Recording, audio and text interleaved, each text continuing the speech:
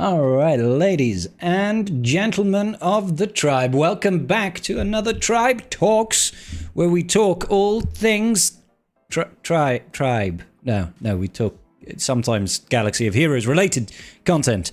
How you doing, Garth? You okay, buddy? I'm doing great. I'm just out here living my best life, trying to stay hydrated and Living your breast um, life. staying, up in the arena because I keep forgetting to climb. Squad arena, fleet arena, Fleet Coliseum arena. Yeah, the important arena. Yeah, all of the above. No, I don't really all the bother with above. Squad Arena. Fleet Arena, I normally do, but not the last couple of days. Just been too busy. But yeah. Oh, fuck. Conquest Energy on the alt account. No. All right, I'm going to be... I am listening, Garth. I might be spending Coliseum and Conquest Energy on my alt account. Shush game. That requires you to pay attention. I thought it was just press buttons. Well, on the alt account, I don't have the roster depth to be like, yay, auto, but I do have plenty of energy on my Qui-Gon Jinn, as in Master Qui-Gon Jinn, Padawan, Obi-Wan, Omicron, and Together and Back squad, and that's kind of a full order, so that's always fun. Yeah.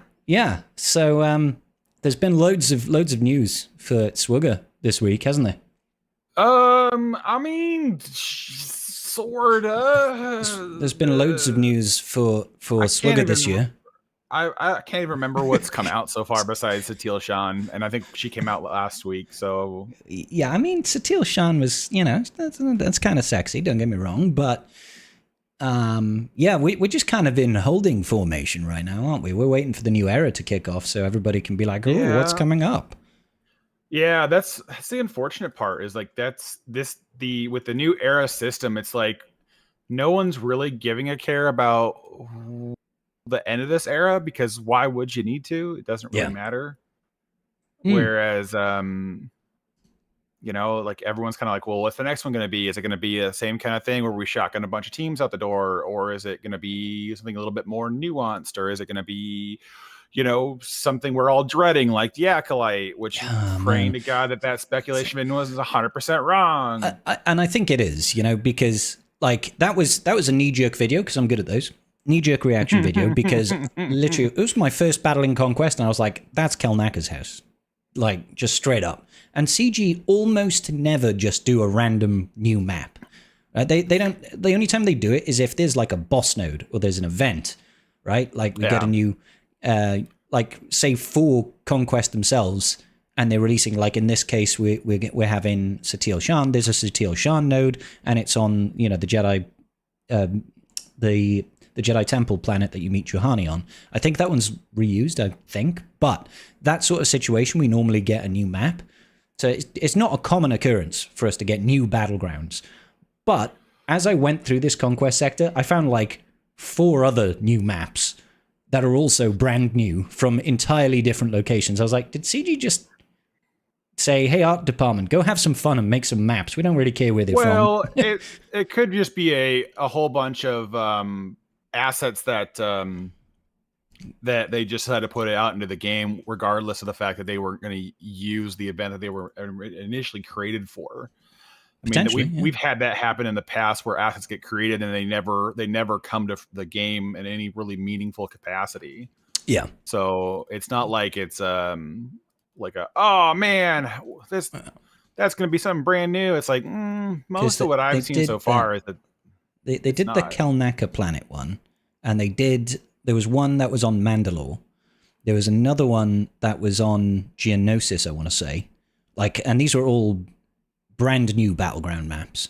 And there was the fight, the map where you fight Marok, not where you fight Marok, where Ahsoka fought Marok in the Ahsoka show. Yeah. I was like, these are definitely new maps, at least to me, that they haven't used. So I was just like, oh my God. But then, like I said, I don't think we'll get Acolyte content just because we got so many other new maps. It's just like, it doesn't make sense. They must have just had, like you said, either unused assets, or maybe the art department were told, go have some fun over this period because we've got nothing else for you to do. Go crazy. So like, okay, fine. That would be kind of funny if that was the case, but For the most part, I think a lot of it's just going to be is that, yeah, it's just an asset that they didn't end up using. Whatever, cool. And Yeah. I'm fine with that answer too. Like, I really don't care. I really don't want Acolyte content. It's Me not, neither. it just not scratch an itch for me whatsoever. So I would It be gives me an 100% itch. Yeah, that's the thing. It Like, gives me if they were hives gonna all do over. if they were gonna do Acolyte content, I figured it would have come out prior to the Stranger release to kind of keep the hype Yeah. around it. But like with the Acolyte content, like the Stranger was an easy one to drop in and kind of do like a let's upgrade Starkiller to Mhm. be an absolute menace again, because those Yeah. days weren't long behind us. So let's just crank it out. It's cool, whatever, no big deal. I can live with this. Yeah. But the one that's really kind of like the other stuff would all require brand new teams. Like if you did anything with the Jedi from that show, that's a brand new team. Oh, For the Sol. most Yeah. part, yeah. If you want to do like, because it would need to be High Republic themed esque type thing, I guess. So I would have a hard time seeing them just go like, well, let's now do a High Republic team. And if you wanted to introduce High Republic, introduce it with the characters from Outcast, not Outcast, Survivor. What's the next one? Huh? I can't remember the name of the Jedi games with Cal Kestis. Fallen Order and Survivor. Yeah, Survivor. Sorry, yeah. Just take the characters from High Republic, the High Republic era, and from that, Uh-huh. and then introduce the faction that way, because at least you'd have more fan support behind it. Yeah. Because people like that game more. And then if you wanted to build it out later, cool, great, go have some fun. People liked that game just in general. It's generally well received, whereas Acolyte is generally not well received. And I don't really know enough about like extended universe books, whether people are enjoying the High Republic era for comic books and shit. I have no idea. It's getting better. That's the best I can tell you. Like right now, it's not the most well received era, because the beginning things that they had a lot of the books come out weren't great, and they were really kind of like, we want to talk about specifically things that most people don't care about when it comes to Star Wars and fantasy. So they've been getting better, but like the way they introduced the High Republic stuff in Jedi Survivor was actually a far more relatable story. It was far more interesting to see that kind of stuff unfold and play out, and then kind of see how the Order was the time. Yeah. And so those kind of glimpses give players a better kind of like interaction with that kind of stuff, where it's not like, hey, I have to read a bunch of content and see, it's just like it may not scratch your itch. They were trying a whole bunch of a whole scatter shot of ideas for that era that have kind of just throw shit at the wall but sticks. Yeah, but now we've got some good writers in there, and they're doing a pretty good job of it, and they're telling some good stories. So it's not like it's terrible. It's just going to be an era that they have to tread carefully on. It's the reason why the Old Republic was so successful, in my opinion, is because we walked so far away from anything and everything to do with what Lucasfilm had created, that it was easier to generate stories and tell stories in that time frame, even if they were a reflection of what we'd had seen in the past. It was new characters, new people to be interacted with. Yeah, So that's if they want to do the High Republic, they got to do it the same way. Let's stay away from Ki-Adi-Mundi and Grandmaster Yoda and other characters. Let's go explore the other people that were alive. Like, I don't care about these ones. Square peg round hole things. Like you've tried that line of thought, people not responding to it. Maybe let's go with something new, something different, or something that people do enjoy, instead of trying to force a certain type of content that people are just not engaged with. So yeah, I feel that. That's fair. I haven't looked at it. I think I tried to listen to one of the High Republic books on audiobook, because I listen to a lot of audiobooks. I don't really sit down and read books these days. I don't really have a hell of a lot of time. So when I'm going to bed, I've usually got an audiobook on. But I couldn't get through it. I was just like, okay, this feels way too slow, and I'm just not engaged. So, but that could be on me. That could be on me totally. So, I don't know. Well, again, they're trying to do a lot of things in a lot of it depends on the book you grab too, I guess. They were just trying to do a lot of like world building in some of those books to establish kind of like events and themes that were happening. And so like some of the books just get drowned out in like, we're going to spend a lengthy amount of our chapter Exposition. describing, describing the universe in which we live in. And it's like, all right. Yeah. No, thank you. And we're off to the next book. Yeah, pretty much. Pretty much. That's So, fair. That's fair. We But- did have some interesting stuff released here though this week. I guess Star Wars adjacent, not to Yeah. we had that Shadow Mall trailer. That was actually pretty cool. I watched that. I was like, yeah, that looks pretty good. I will watch that. It's launching early April or something, isn't it? Something like that. It's early April, 2 episodes a week, every week till May 4th. So my guess is that, well, it's 10 episodes, so it's 5 weeks ahead of May 4th. Okay. Yeah, that's cool. So it's supposed to be a lot more compacted, action-packed, and more narratively driven, and less of the animation classic of let's spend every other episode doing a fetch quest. Well, yes. No filler episodes. Yeah, filler episodes. Well, I mean, they say it already. It's called a filler episode for a reason. Yeah, They're not necessarily bad, but like it's just that when there's so much going on, and they're just like, "But let's take a picnic break." It's like, no, I want to know more about the cool things that are happening. I feel like I discussed this on Friday night potentially, but my memories of Friday nights are generally pretty hazy. But is this a limited series, or is this going to be part of like ongoing seasons of more? As far as it is for right now, they have the door is open for either avenue. They have not announced that it's going to be more than one. They haven't said that it can't be more than one. Mm-hmm. It's just more or less right now they're going, hey, let's see how this goes over, and we'll go from there. Fair. But I mean, honestly, like besides the fact that it's more mall, which, you know, love it or hate it, that's just where the content loop is kind of at. They're kind of going back to trying some tried and true classics of what people engage with. Well, they're playing it safe. I get it. Yeah. People like Maul. People like Sam Witwer more than they like Maul. Well, that's true. So Sam's going to do a great job. Actually, the one thing that I found funny from one of the other YouTube creators that covered it was the Twi'lek in the trailer. It feels like this is going to be Dave Filoni's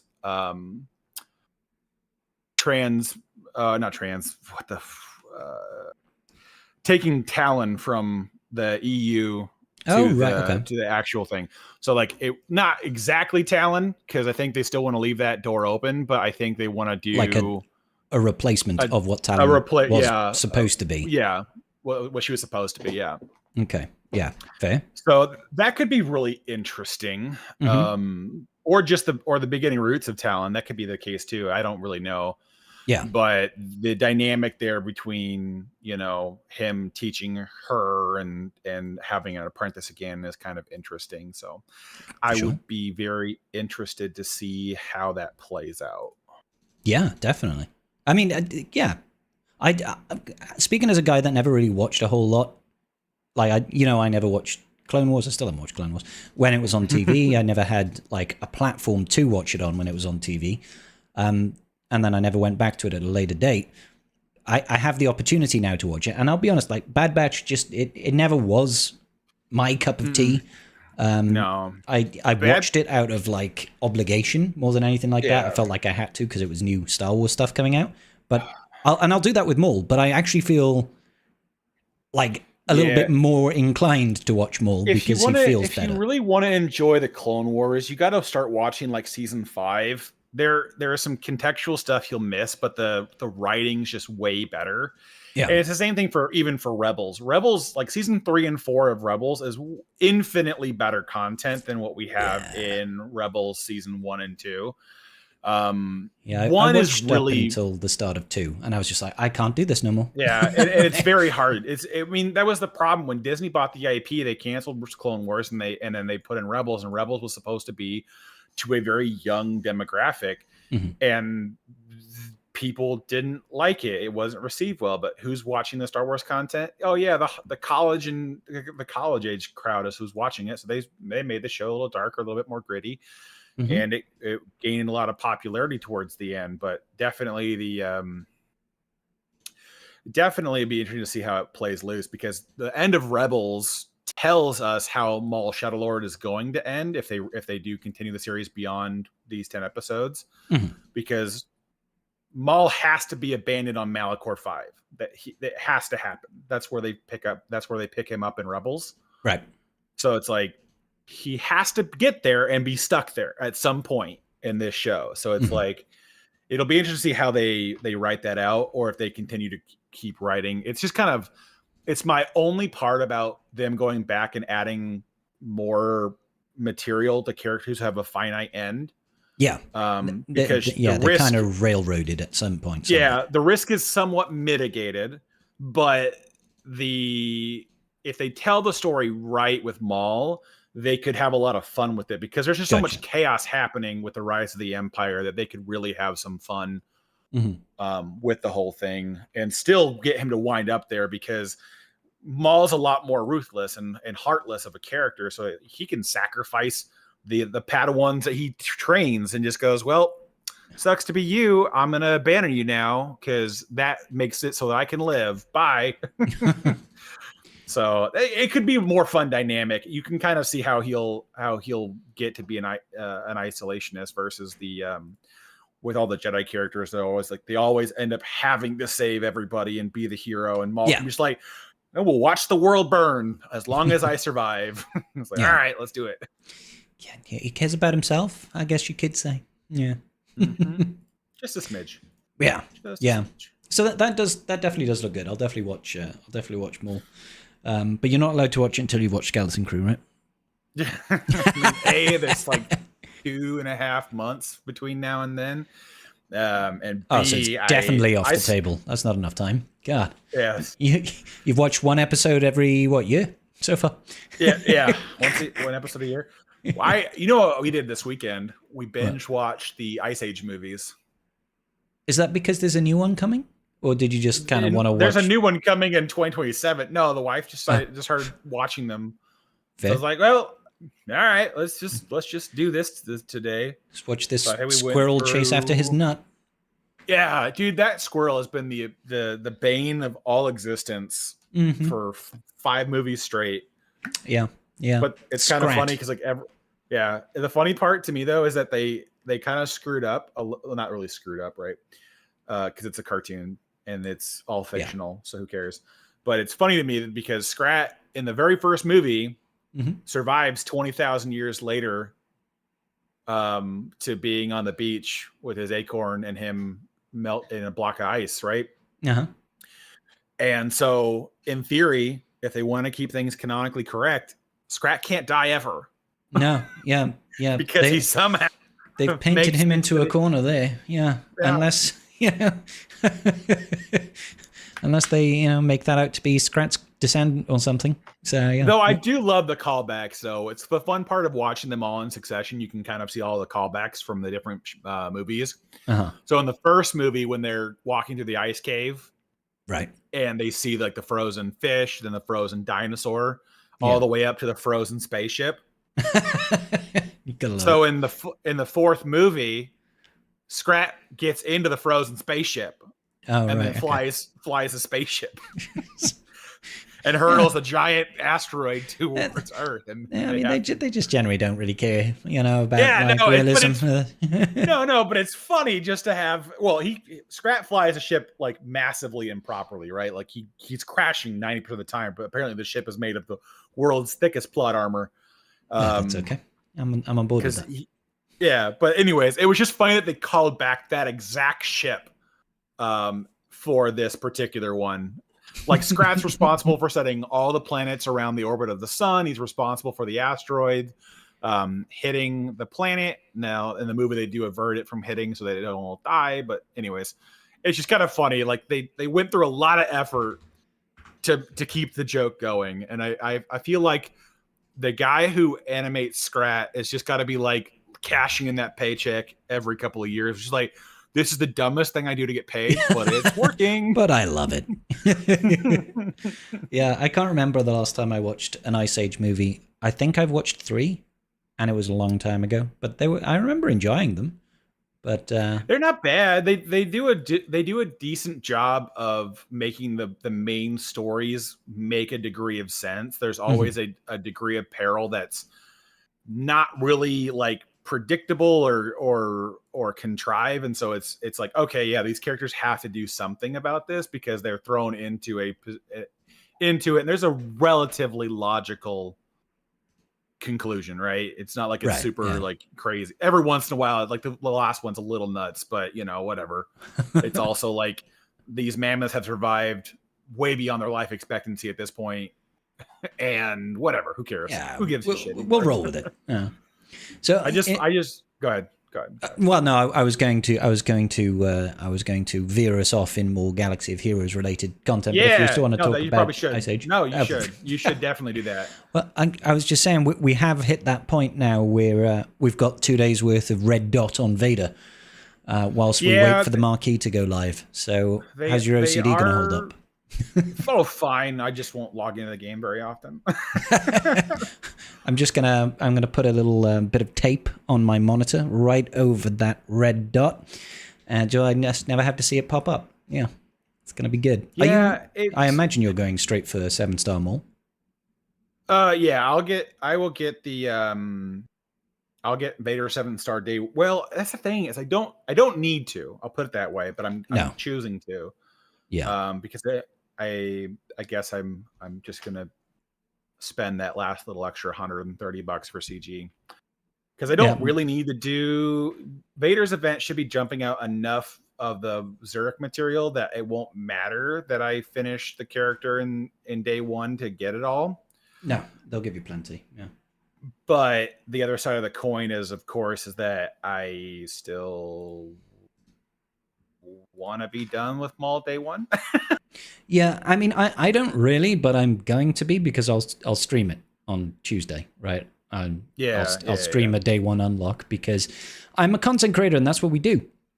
We do that sort of thing. Yeah. So I'm kind of hoping that Next Era does not have a journey guide unit, because it's expensive. It's really expensive. Well, you can almost guarantee you that they're going to learn this lesson now, that if there isn't a journey guide character tied onto it, nobody is going to invest into the cost to unlock these characters. It's it's ludicrous. You just can't hide that fact enough, that the cost to unlock these characters is so high. Yeah. That it's just like, why am I bothering spending the money at all, really? Like, yeah, for sure. It's just too expensive. Like people have been like, well, is it worth going 95? I'm like, no, I doubt. Not even most people. I highly doubt most people are going to need to go to 95 to stay in the top 10 of their Era shards to keep their definitely not income. So I can't imagine that needing to be the case. Additionally, the cost is astronomical. It's $700 to basically get. Well, it's not $700 to necessarily. If you want to take everybody up, it's like somewhere in the $600 to $700 range, because you get enough occasionally to not have to buy one or two of the packs. I can't recall the math right now. But let's just say it's somewhere between like $600 and $700 to take every character up there. You're not going to need it to maintain the top. And then the reason to max it out is there's a 4,000 Era currency payout for having the 665 unlocked, right? And then there's probably another 500 that you get going from 600 to 665. So like it's literally like $700 to get one additional Relic 10, and the reality is it's not even one additional Relic 10. Because again, I'll caveat that with that. I don't think you would need to go to 95 to maintain top 10. So let's say you can maintain top 10, and you can still, the last 2 weeks, you can get your 14,000 Era currency. Yeah. What you get for completing the path from 60 to 65 will cost you $700 and will only be the equivalent of about a quarter of a Relic 10 in just like the mats. The diminishing returns is insane.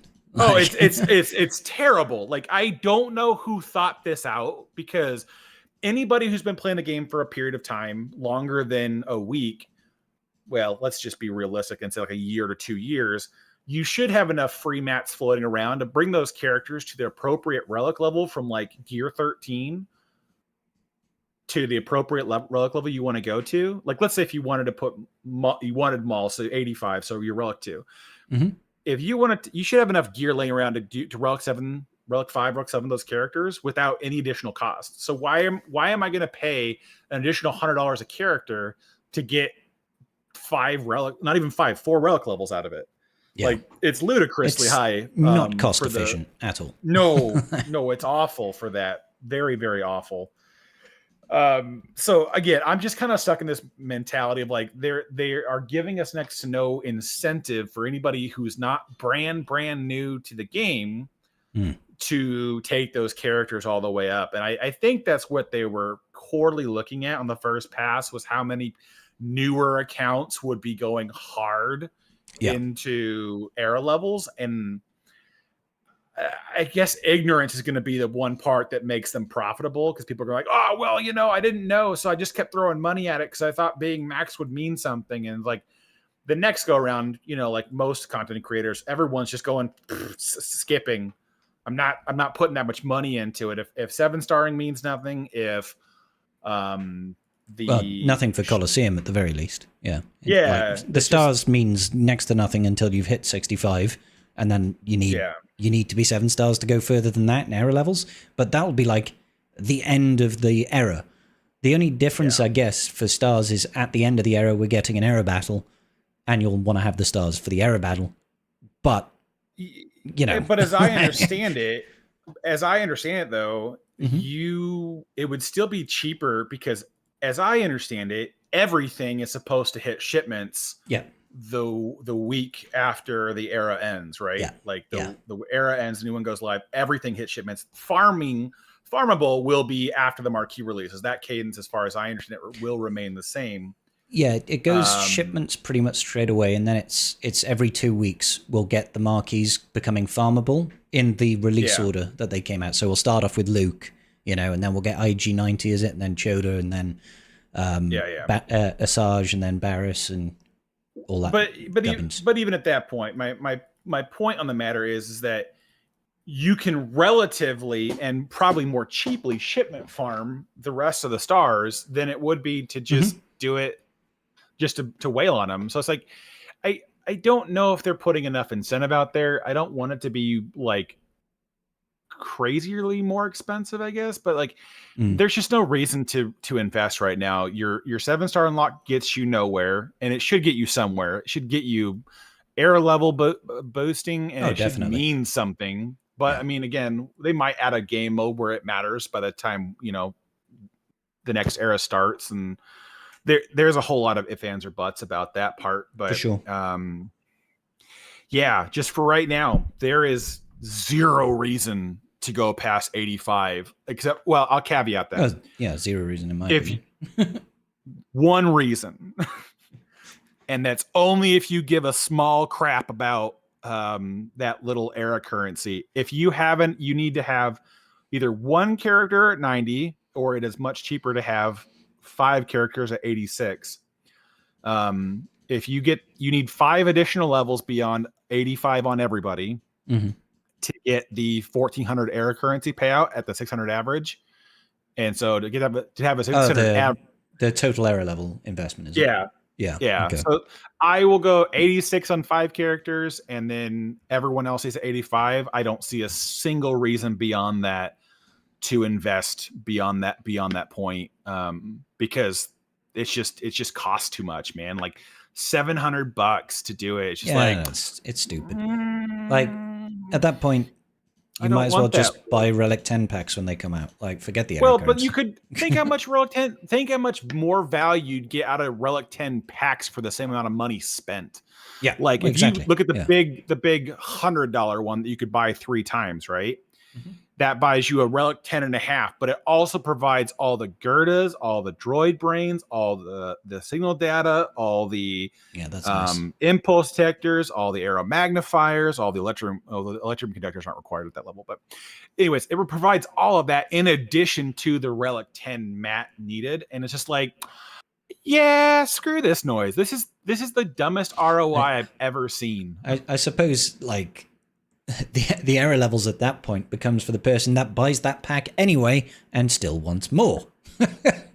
Yeah, but it's like at a certain point of whaling, it just doesn't make sense anymore because like I'm at that junction on the alt where I don't have the signal data breakdown left to keep feeding a consistent supply of relic 10s, right? Yeah. Like I have too many other things I need to keep relic. It's pricey. It's pricey getting relic 10s. Yeah, to do it. Where like my main account, I don't do anything besides take things from relic 8 to relic 9 these days. And that only happens, every week or so. And so it's like I got tons of time to farm in between to get these massive reserves up and to keep it going and to keep just buying and supplying it. So I think that's where we're going to run into a lot of problems for a lot of people is that it's just, it'll get unsustainable that you'll have just oodles and oodles of error currency that you'll keep buying the relic 10 mats, but you won't have the signal data to even touch a relic 10, let alone the droid brains or Gerda keypads. Yeah. No, like my main account is completely dry because I took up so many units to like R7, R8 now that I'm like dead. And I'm like, oh God, in 2 weeks, I'm getting 7 units that I need to relic, all of them. I mean, they'll come in at relic 2, but relic 2 is nothing. I need like 7s and 8s and 9s really. So I'm definitely going to have to pick my battles here. The odds are for you and where you're at in the game is the Chota can do nothing. IG can be whatever your Afra squad is, which I think you're at R7. Yeah. So that's fine. Barris is a maybe. It depends on kind of what her plug and play viability is with Reva. Because she's not gonna be better separated from that in 5s at least. So there's an R8, maybe R7, depending on kind of viability there. But a lot of people are going to want Vader. A lot of people are going to want Asajj because those two teams Asajj, are going to be. Honestly, I'm looking forward to Asajj the most. Like, in terms, like, I want to use that Dad Bod Boba team very much. Yeah, like, it looks a lot. I'm excited actually to use it in TB too because why the Amion Forlom. And so it's a hard one to utilize. I'll put it that way. Yeah. Well, I mean, I think the intention was always for it to work in this team, wasn't it? So it's just kind of like we're waiting for that full synergy to come through. And she does. I know we've not had Vader yet, but I don't think I'm going to enjoy using Vader as much as I've enjoyed using Asajj. She feels like such a dramatic difference. Maybe it's because we got Maul at the same time. And you throw, and she just pairs so well with Maul, only because of the shared faction tags and all that sort of shit that's going on right now. But yeah, she's just been the most fun for me. So I'm really looking forward to trying out that team when it goes live. Because I have, TW as well. The triple army on Dad Bod Boba. I think it's going to do some good stuff. Finally doing something. Yeah. Again, and I've got after all this time, Fulham and Zuckuss are relic 9 from their error battle as well. So it's like, yup. I need to chuck an extra relic level or 2 on Fennec and Dad Bod Boba now. That's the only reason why I'm going really hard on the relic 9s for this era because I basically have everyone at relic 9 or I have a relic 9 available for everybody. My biggest actually hurdle right now is I need another like 30 arrows and impulse detectors, but I mean, I still got 3 weeks or 2.5-ish weeks left to finish that out. So it'll be fine. But anyways, I'm just like, my brain's like, they're going to do an era battle, but would it be interesting if they did multiple era battles and then just different requirements for each one?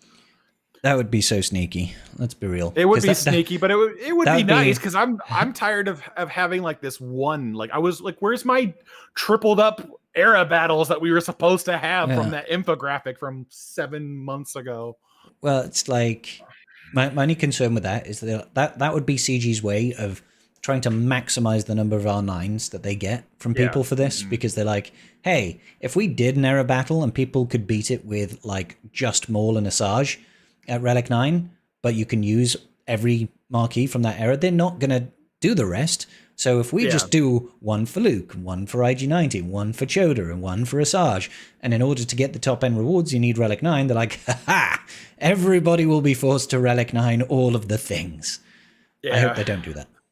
I hope they don't, but I really do hope we get more than one era battle. I'm kind of bored of like the how slow they've come out, because after Forlom and Zuckuss, I mean, we've had nothing to kind of keep the rotation alive, and so it's especially with the era system, it's going to only exacerbate that. It's going to last. That era battle will have to stretch 3 months. So in theory, in technical theory, there should have been 3 era battles with this last era. Because of of each month, right? And so whatever, it is what it is. But I would like them. I like having that additional income of the materials, and that'll help replenish. It was really nice when it was around. I was like, wow, look at all these armies. When we had a lot going, when we had the Order 66 one, and then the Jedi Master Mace one, and then the Pirates, the Pirate one, like all kind of stacked together. Those were a couple of good weeks. I like that, but like I just want that to come back. I'm tired of just this delayed gratification cycle that we've been in for the last, I don't know, 2.5 months. Yeah, I'm definitely kind of over this era now. It's like it feels like a long ass time to get through this one. And what can we get excited for now? Because I think it hasn't helped that we haven't really had any communication from CG about what to expect for this year. Because there hasn't been an arcing review hey, this is what we're planning on doing this year. It's just like, we need a State of the Galaxy, baby. Let's get it. Yeah, well, there's just a lot of things too that have kind of put the wind out of the sails, so to speak, on what's been going on. Because like Datacron's getting adjusted to be more frequent and less powerful, and the FDC is not being present in this set, and there's just a lot of things that have kind of like killjoyed a lot of the fun out of some of the things that we used to get 100%. excited for. Yeah. And so it's just like, I'm like, even with me, I'm just leveling up Datacrons for the sake of that I need to. I've got the materials, I've got everything else to go with it. But I don't, there's almost nothing from this set that is going to be more powerful than the previous one. Yeah. Because of how they just allowed us to infinitely reroll. So it's like, okay, well, I guess I'm just leveling them up to level them up, but I only get this one go of it. And so it's like, exactly. All right, well, this is your one chance to farm the mats for this Datacron set. So Have it's fun. like, all right. So it's like, okay, cool. I guess I'm just not going to care. Like, I'm just going to do what I can. I'll re-roll what I can, and then we'll call it a day. But like, you only need a couple of good ones. So it's like, why do you even care? Yeah. Like, and it's weird because I'm not the same degree as you, but I usually invest a lot into Datacrons. And now I feel like I don't really want to be spending my six refreshes right now farming for this crap when I don't want that many of them, and they're not going to last as long as they used to. And I'm going to have to fucking blitz every single conquest every single time to get to Sector 4. Like, that feels very draining to me, emotionally speaking. I'm just like, especially with errors costing so much now to try and unlock the Journey Guide unit, I'm trying to curtail my crystal spending so that at least half of the marquees I can just buy surge packs instead of dropping $100, so that I can afford the error leveling currency, to get the legendary unlock. Because I am not gonna be dropping, a grand every era, a grand plus every era. I'm not doing that. Like, well, I mean, that's not. Every era is 3 months, man. Like that's normal spending when you were doing the normal marquee unlocks. Like dial it in a smidge, because that's not ridiculous. I mean, like every marquee is 100. every marquee is 150 if you include all the tangential stuff that goes with it, unless you're willing to just kind of throw crystals at the wall to fill it up for a little bit cheaper. But cheaper is relative because then you have to sacrifice your crystal spending other places. But I mean, like, you're going to spend on average about $300 a month on a marquee anyways. So like that, you're only looking to spend a little bit more, which I mean, I know $200 for people, a lot of people, it's not a little bit, but yeah. Well, I guess to me, it's like, it's not that I can't afford it. It's that I just don't want to afford it. Yeah. The reality is, and this is what I keep hammering on with CG, it's the ROI that it's trash. The price tag isn't completely unpalatable. It's more about the fact that, I mean, it still tastes like a turd. Like, we won't argue that point, but it's just that there's no value into it. Like, I get nothing out of the investment besides artificially gearing my characters at a higher cost than it would cost me to do for free already. Like, I mean, I think for me, like, the biggest difference, especially as well as a content creator, if I want to get the unlock day one instead of waiting for the week of the marquee, that adds like an extra $100 just to 7-star day one, minimum. 7-star day one is another $100. Yeah, you have to buy that 130 shard pack. Exactly. And I'm like, if I throw that on top of throwing on the extra era leveling currency to get everybody up to 85, it's like it just keeps creeping up and up and up for what I consider to be exactly what I used to get. So I'm just spending more for the same shit. And There's just no reason to it. Honestly, 6-star unlocks should be where most people who want to be budget conscious should be aiming for, if they want to kind of like immediately take them to 7 stars upon completing the era and then take the characters up. But I mean, again, it's one of those things like, Maul, unfortunately, is going to be so bloody good with the Stranger and Starkiller that it's going to suck to not be able to, and we still don't know how long that wait's going to be as well, Yeah. Well, and I hope they honest to God give us some form of like realistic time frame on that when we get to it, of like, is, hey, at a certain junction here, we need to know what to expect, because if it's going to be 6 months, then fucking let everything hit farmable. Who gives a care? Yeah, well, exactly. And that's probably why they're not saying anything, because they're like, but that's still shitty of them. Like, it is. I completely agree. It is a shit stance to take. You're already, robbing us blind to get Maul unlocked on a very expensive path that most veteran accounts could have paid for a fraction of the cost to have day one access to it. And then you're like, but we don't really want to tell you when it'll come back, because God forbid you don't want to buy our packs when it comes out again.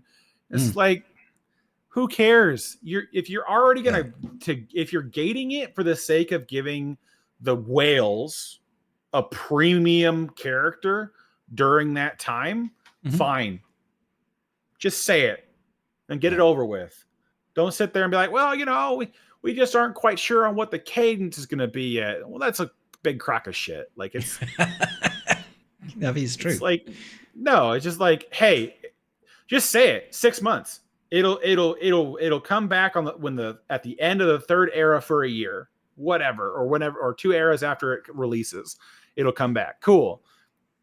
We're done with it. Yeah, we're happy. But I'm just a little frustrated with how they're so coy with some of that stuff, because it just, if this is the trajectory they want to go, where they're just trying to recapture income based off of artificially making us gear things again that we didn't have to, then I just don't give a care. It's like, well, I'll do the bare minimum of what's required for me. But like, I don't even want to try that hard in Coliseum again, because it's a lot of money to get ahead in Coliseum. And again, you can kind of just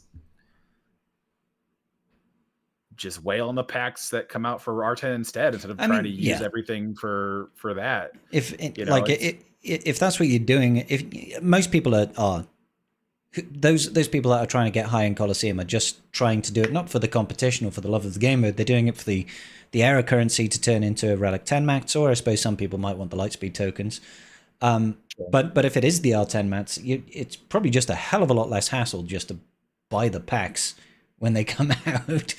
They are. I mean, like, again, it's one of those things where it's like, I spent the better part of, I believe, with Luke, it was like $250 the day he unlocked to get him to era level 70 by buying out all the packs and the currency and everything else. It dropped, IG 90 was about 100. And then I believe Chota was about 45. I believe Asajj was about 45. Barris was essentially free. And this is just to get to air level 70 specifically. We're not talking about going to 85. Maul was essentially free because of just what was available by that time. Vader should be able to get to 70 for essentially for free at that junction. But I mean, on top of paying for the 7-star marquee, I'm looking at another $500 to get these characters to air level 70. And then it's another, $150, $180 to get all of them to 85 after that. Yeah. It's just like you're paying about a $700 premium just to get these characters available for the event, which I could have waited till the very, very end and done 65 to free and then paid probably like 200 and something to get them to 85 for relatively, for a much cheaper cost. But at the same time, it's like, it was about 2 months of Relic 10 mats that you're looking at as a net positive, so that's the better part. Well, it's not 2 months. It's approximately 56 days. So 56,000 currency is approximately what it would be. And that's not enough for 10 mats, is it? 56,000. Oh, sorry. I thought you said 5,600. Apologies. So 56,000 is nearly 10 purchases. Is it 9 or 8, something like that? It's 8. It's 8 and some surplus. But then again, 8 purchases is 80 materials. So it's 4.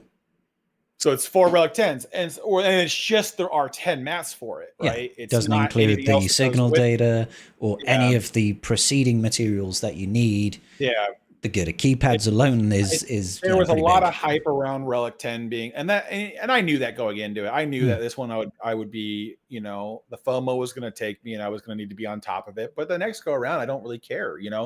Again, Relic 10 is not a meaningful relic improvement. It is interesting. It is, but it's not meaningful until they. And I still stand by this. I think by next anniversary we'll be looking at Relic 10 or Relic 12. I think sometime between now and then we'll get Relic 11. Because I mean, we already see the data mined image for what appears to be the next relic material. So I'm like, hey, probably. What is it called? It's called the. Oh my god! It starts with a C. We've already got a name for it. I can't remember. Conductor, I want to say. I did a whole video on it. I did a whole video saying we're getting Relic 11 sooner than you think. So we've already got the data mined images. So like that's going to be probably around May the 4th, and so it's like, all right, the relic levels aren't really going to matter until we are at a point where Relic Delta starts coming back up and going, okay, now that you have a Relic 12 Galactic Legend, people are gonna need like a Relic 9 squad or Relic 8, and hopefully they can survive until they can get it down to the solo GL to be able to realistically fight against you, right? And so you're bringing the floor up, but we're in that transition time where there just does not seem to be any point. And then on top of that, the era system right now is very vacant of things to do. We've got Colosseum, and I do not count fucking era challenges as that's not a game mode. No, that's a level lock. Hey man, are you above this era level? Cool, you'll succeed. Are you below it? Get wrecked, you nerd. It is you must be this high to go on this ride. That's literally all it is. It's just a. we add more error level check. value into the era system where there's more things to do, there's more rewards, there's more reasons to do that, then I don't really have a problem with that additional expenditure because I will be benefiting. But for this first one, it's like being sold that you were about to have the best sandwich of your life. And not only were you served a shit sandwich, it's like they just like forcibly make you eat it. And then they're like, yeah, and to wash it down, here's a glass of urine. You're like, ah, thank you. Is this free of charge? Yeah, at least there's a beverage, right? A complimentary glass of urine. Again, I'm not trying to knock on CG as a whole. I'm just saying the experience, this is what it feels like. And I feel like it was we push this out the door to get this out the door, but it's not supported. There's nothing with it that makes it make sense yet. And hopefully I'm hopeful that on the next era, we see other things added and improved and changed and whatever else that it comes down the line with. But yeah, I don't have high hopes for that either because, I don't. I think we will see more error-based content, but I think it would be way too ambitious to expect there to be some more monumental in this next one, right? We might get a change of a boss or two. They might fine-tune the error leveling system to make it not so shit. They might give us loaned units, Yeah.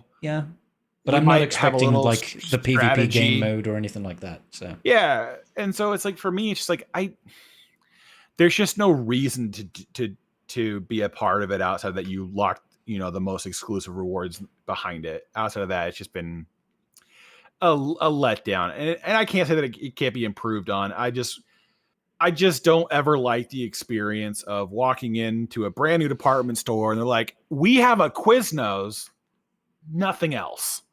It's like, cool. Well, I'm going to leave and go to somewhere else that has things that I would like to buy. That's fair enough. That's fair enough. But yeah, they do need to, and I know it is their intention to add additional error content. And supposedly we're still getting other content, right? But sure. I'm just a little bit anxious about how that's going to look like.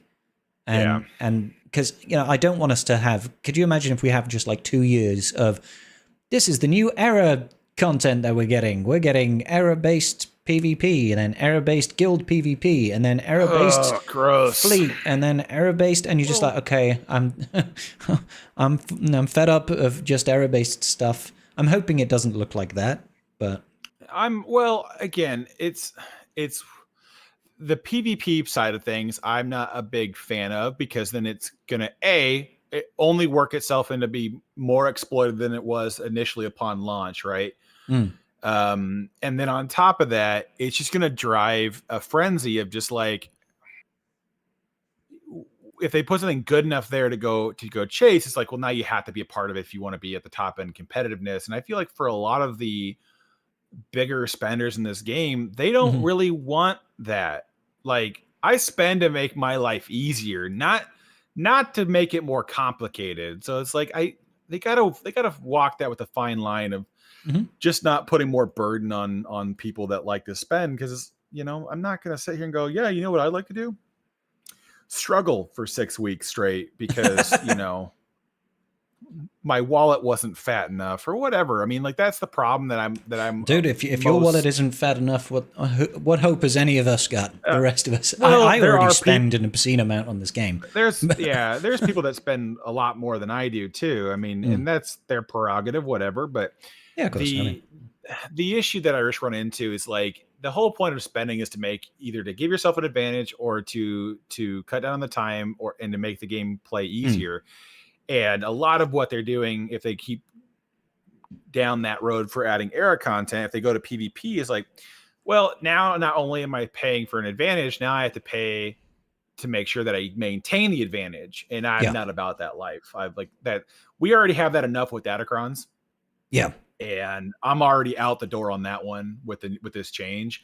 Like, I don't care. Like, I'll just farm less and I won't commit as much to it, but it's very, very just like, I don't want to do it. Like, I don't care. Yeah. Yeah. I'll get my 15 and call it a day. Cool. Moving on. I feel you.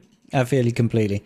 So, I mean, I don't know. I'm because it's been so long without any communication, I am getting that little bit of anxiety about what is actually happening and where are we going in the future. So I'm hoping now that we've come to the end of this era, realistically speaking, on Tuesday, that's the last marquee. I'm hoping that now we get to have a little bit of information about where we're going, you know? Yeah. A little fireside chat, as you will. Almost. Yeah, because the last one went really well. I mean, the funny part to me on that particular thing is that in the grand scheme of thing, guess who was right on everything about Relic Delta? The playtesters. We told everybody that it was not going to be that big of a deal, that for the majority of people, you're not going to really notice it. There's going to be those fringe cases where you're just, you were screwed if they showed up in the first place. So calm down, but where we're at now, it's just like, yeah, but the era system like crushed the entire relevance of the talk around Relic Delta because it was a much bigger piece of the pie that landed on our lap, and just like, well, who cares about Relic Delta now? Like, this is obviously going to be a huge thing, and the longer we've had with it, the longer we've got to dissect it, yeah, the more we get to stew on it. It's just, I feel like it would have been also equally cool to just, I don't know, ask somebody outside of the company of how that looked. But, we are where it's at. So. Well, I'm still hopeful that we'll, for future changes and iterations to the game, that there'll be similar sorts of playtests. I'm hopeful, but, we don't know anything about it yet. We don't know what to expect. We haven't heard any real communication from there, so.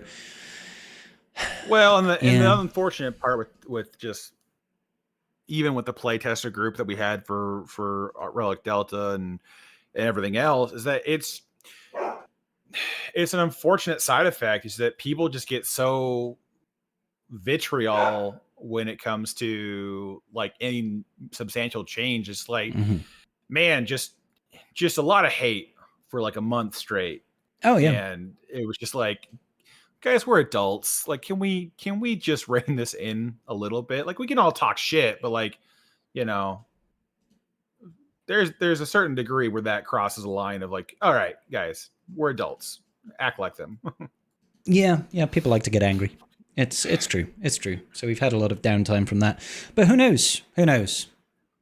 At least if there is going to be some sort of playtest, that gives me hope that something new would come. But like I said, we don't know anything about that. Yeah. We don't know if anything like that will happen again in the future.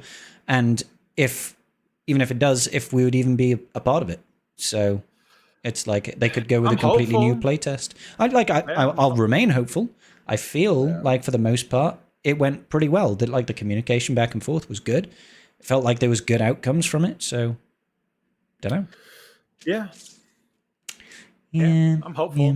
I'm hopeful. It'd be cool. It would be really cool. But I get that, at the end of the day, sometimes it gets a little tense for them because, not only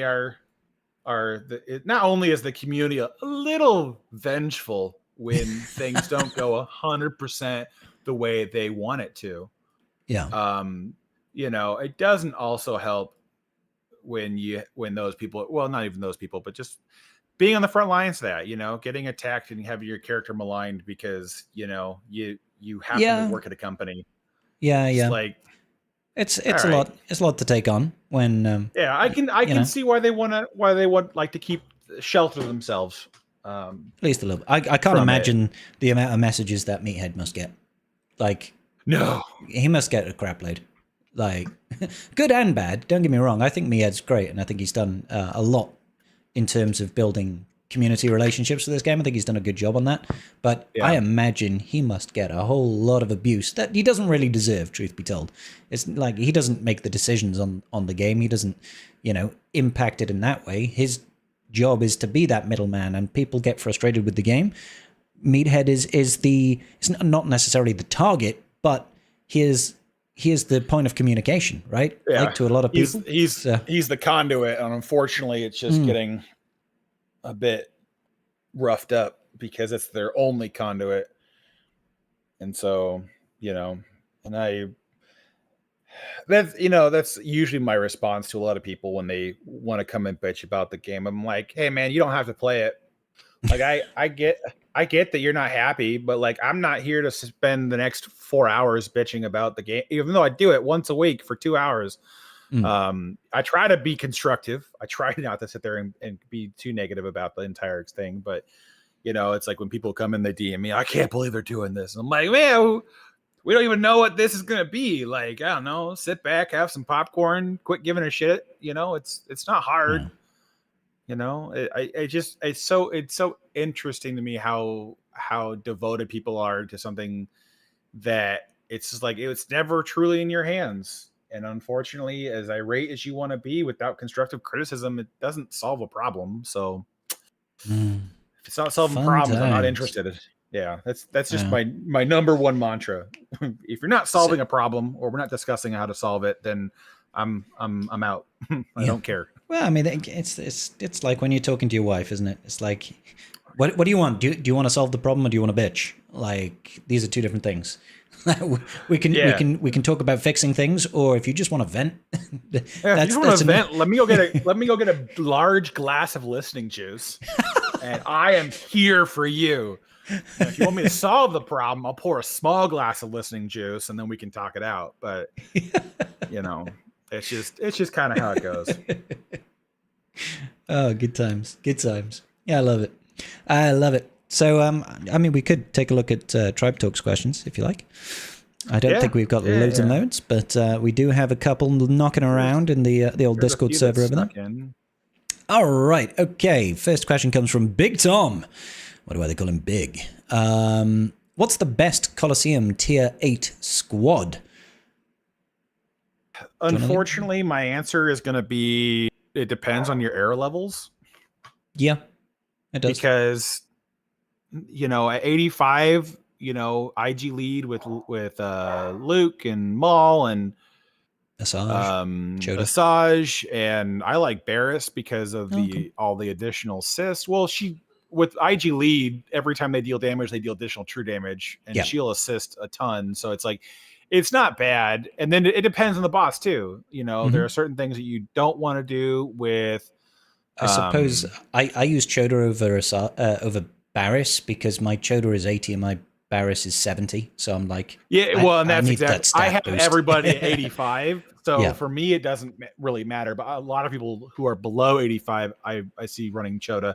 But I mean, that's where it's going to see. We'll see what happens when Vader gets to the mix when they get in that in. But again, there is so much nuance to like, what boss are you fighting? What era level are you at? What's the, there's just a lot of nuance to that. And so it's like, if you could narrow in the question, I could give you a better answer. But I've been running that lineup with IG, Maul, Luke, Asajj, and Barriss, and I've been doing quite well.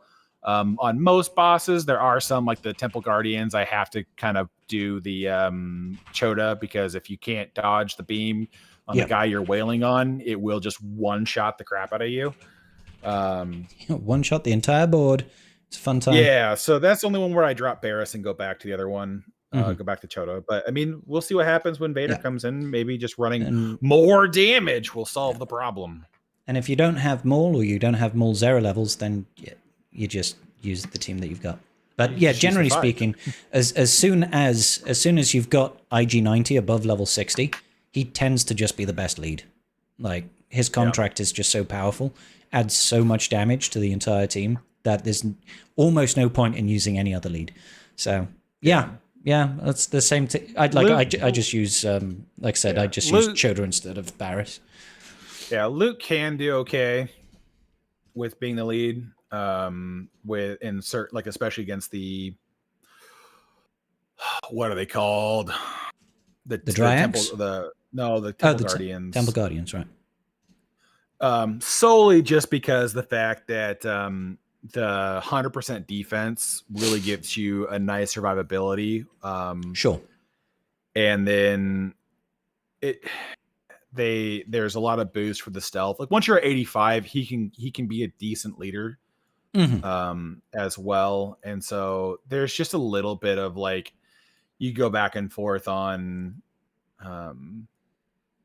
what to use depending on the boss that you're facing. But yeah, it's IG. The only reason I don't love IG with that one is because he can there's just another AoE, right? Yeah. And so if you get too many of them with all the stacks done at the same time, it gets really hectic. Yeah, with Asajj and throwing Disciple on Maul, like you're already doing too many hits to a single unit because of all of the, like, they're going to have a debuff, so she's going to attack again, and then Maul's going to assist, and you're like, okay, you've chewed through all of the stacks already.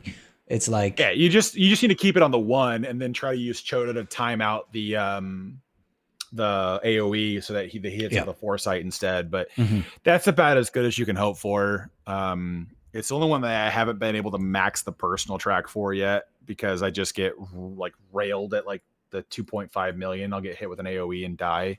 Yeah. But everything else I've done quite well with. I mean, I've got like 4.2 million on the Jotaz. I was scored 8.6 million on the ATST. The Dryax, I got 3.6. And then the Zepho Guardians, I'm still struggling to break 2 million on. Yeah, I just barely get across the line. Yeah. It's just because of those, like, managing the stacks and the AoE damage just becomes so hard to do. Like, and there's the RNG, because sometimes they'll use their beam and sometimes they won't. And if you'd planned on them using the beam and you've put up your foresight, and it doesn't get wasted per se, but you're expecting it to come then, and it comes a turn later, you've lost all your foresight, and you're like, oh shit. Which I do find so fun fact for you if you did not know. I did not know. The debuff on Luke's basic, the distracted, or no, it's not distracted. What is it called? I thought it was distracted, wasn't it? Is that not in his basic? Is it distracted? Distracted is the new one. It's also on Chewie's second special. Buff disruption is his. Right. Okay. Yeah. Fun fact: the TM from getting hit with that is not resistible. The TM from getting hit with that is not resistible. So when the buff disruption prevents you from gaining buffs until you take damage, right? Yep. So when they take damage, the TM they removes 100% TM. That is not the bosses cannot resist that. Oh, so you can actually strip their TM. Yeah. Sick. That's nice. So fun fact for people, if you don't want to have tenacity up on your Luke or whatever else, you can try to, which is very nice to pair with Barris, because Barris will assist him on the basic. So he applies it and then she immediately slaps it down. It's kind of fun. But again, it's an RNG shit show with most of the Coliseum stuff. So anyways. It is. I agree. Okay, good.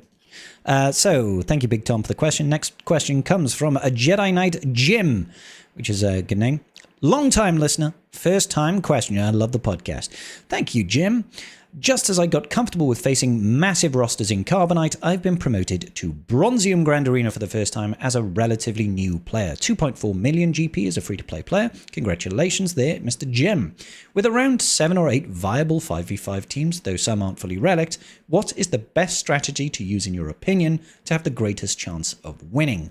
Should I save everything for offense so I can potentially full clear and put nothing on defense? Or should I try to put a couple of teams on defense that I can potentially block out a zone? Does the answer differ between 5v5 and 3v3? It's quite an involved question. The short answer is it depends. It depends on who you're fighting, right? Yeah. If it's an even fight, you'll probably want to try to block out a zone. If it's a mismatch, you're better going full guns offense, because if you can't clear a zone, you're screwed no matter what happens. But you're never going to stop them. You just want to put stuff that's going to not necessarily be soloable, but it depends how great the mismatch is. Because if they have 8 GLs and you have 0, you know, it's like, hey man, they're just going to solo your entire board with GLs. Hopefully you have decent fleet investment. I mean, and that would be my first advice to you, is your best option is to go get a good fleet and pray to God that holds, because your ground game, when you're, 6, 7, 8 million GP difference, good luck. There's only so much it won't matter. You can do. Yeah. Yeah. So usually with when you're at that low of a GP, especially being free to play, you're gonna get stuck in that mantra. Is like if it's mismatched, you're gonna just want to try to clear on efficiency or just hope that they don't show up. And if it's even, then you'll kind of want to play a little bit more defensively and try to just match, what your opponent has. There's also plenty of bots and other things you can get to help you know what your opponents do. Educate yourself as much as possible around like efficient counters as you possibly can, because you like even when there is a big GP mismatch, there is still an element of you need to know how to perform and how to actually take down teams. Because if you've only got 6 teams to work with, you can't afford to drop a battle on any of his teams. So you need to know, let alone more than a few banners on each fight. Exactly, you need to know at least how to one tap, and sometimes that takes research. So I would say get used to using things like Swigger.gg. Research what your opponent frequently sets on defense. Use that to inform what you set on defense. But I agree with Cart. Look, for the most part, you are going to have to go pretty light if you're facing someone with much more GP than you. Unless you have, like, one team. Unless you've got one team. Say you've got, like, I don't know, Lord Vader, for example. Maybe you pushed really hard on the raid, and you've got R9 Tarkin Scorch, you've got R7 other clones, and you decided to rush Lord Vader, right? Low GP, you rushed Lord Vader, and you took him to R7 or R8 or something like that.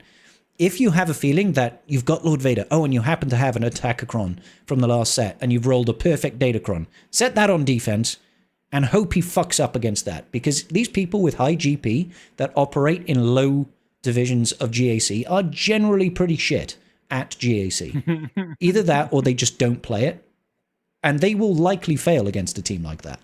If you've actually got decent modding on it, if you've got a right Datacron approach.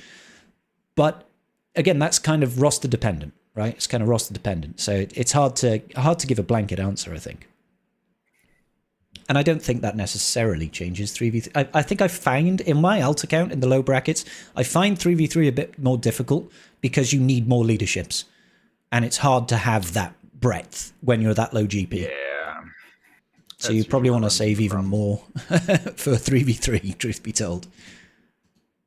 But yeah, I suppose that would be the advice. Good question, though, Jim. Thank you for the kind words. All right. Next question comes from Kevin96. Kevin M96, apologies. It's been a while since the Andor series came out, and we've had almost no Andor things apart from Luthen. Do we get Andor content soon? No. Thoughts, Garthrick? No. There's nothing. There is like almost nothing that you can bring. Like, again, it's one of those things. Andor is a great show, but the only thing I could reasonably see CG bring in to this style of game would be an ISB faction. Mm-hmm. But that's about it. Everything else is there. There's not really enough good rebels to make a new team. If you pick any rebel from there, you really got to be careful about what faction it finds itself inside of. Like Rebel Fighter or whatever else it ends up doing. And so like, you got to be really careful on how that kind of comes into the game and will disrupt power. But I mean, at this junction with it being as far out that it is, unless CG does another another era with multiple faction representation, I don't see any Andor content coming unless they are like, yeah, we're going to do an era that has 5 ISB agents or 4 ISB and then a legendary to lead them, and then 2 new rebels to help lift the team. Yeah. They could maybe do something like that, but it's probably not high on their list of things to go after, because I think it already would have come to the game, because Luthen's been in the game for over a year now. Yeah. And there was no real reason to divert this much longer to bring it into the game. So if they have a team boost they want to do or whatever else, then sure, maybe, but chances are low, not never, but low. Yeah. I mean, nothing is never, right? Like even getting Luthen himself was kind of like completely out of left field. Now, if we could get the Fondor. The Fondor, yes, I will always call it the Fondor. That has the secret ability to one-shot Sith ships. Yeah. And then the profundity can be dominant meta for for about 6 weeks or Yeah, 2 well, weeks no. when CG goes, the Fondlor is overperforming versus the Leviathan, so we're going to buff the TIE yeah, Dagger. there's that And then too. nerf the Chimera for some reason. Because, the Yeah, Chimera's in a good spot. Yeah, the important things. Thank you, Kevin M. Next question comes from Bubba Joe. If it pleases the Council of Scribe, I have a puzzle that needs putting together. Which of the new teams are lifted from this era do you think will be immediately Kyber 1 viable where it wasn't Kyber 1 viable currently, if any? Dad Bod Boba. Dad Bod Boba will definitely be viable. That one. Well, that and I would say EP Mara, right? I think that will have more viability because if you were rolling dice, unless you had an easy target to split Seer and Starkiller from, that was about the only time we were realistically looking at not having Starkiller go with Seer Ufus. And so with this change, I feel like EP Mara gets back into a little bit of viability again. Barris could be interesting, but I feel like we're just throwing more and more Inquisitors out, and I don't think Barris is anything that stops Phoenix.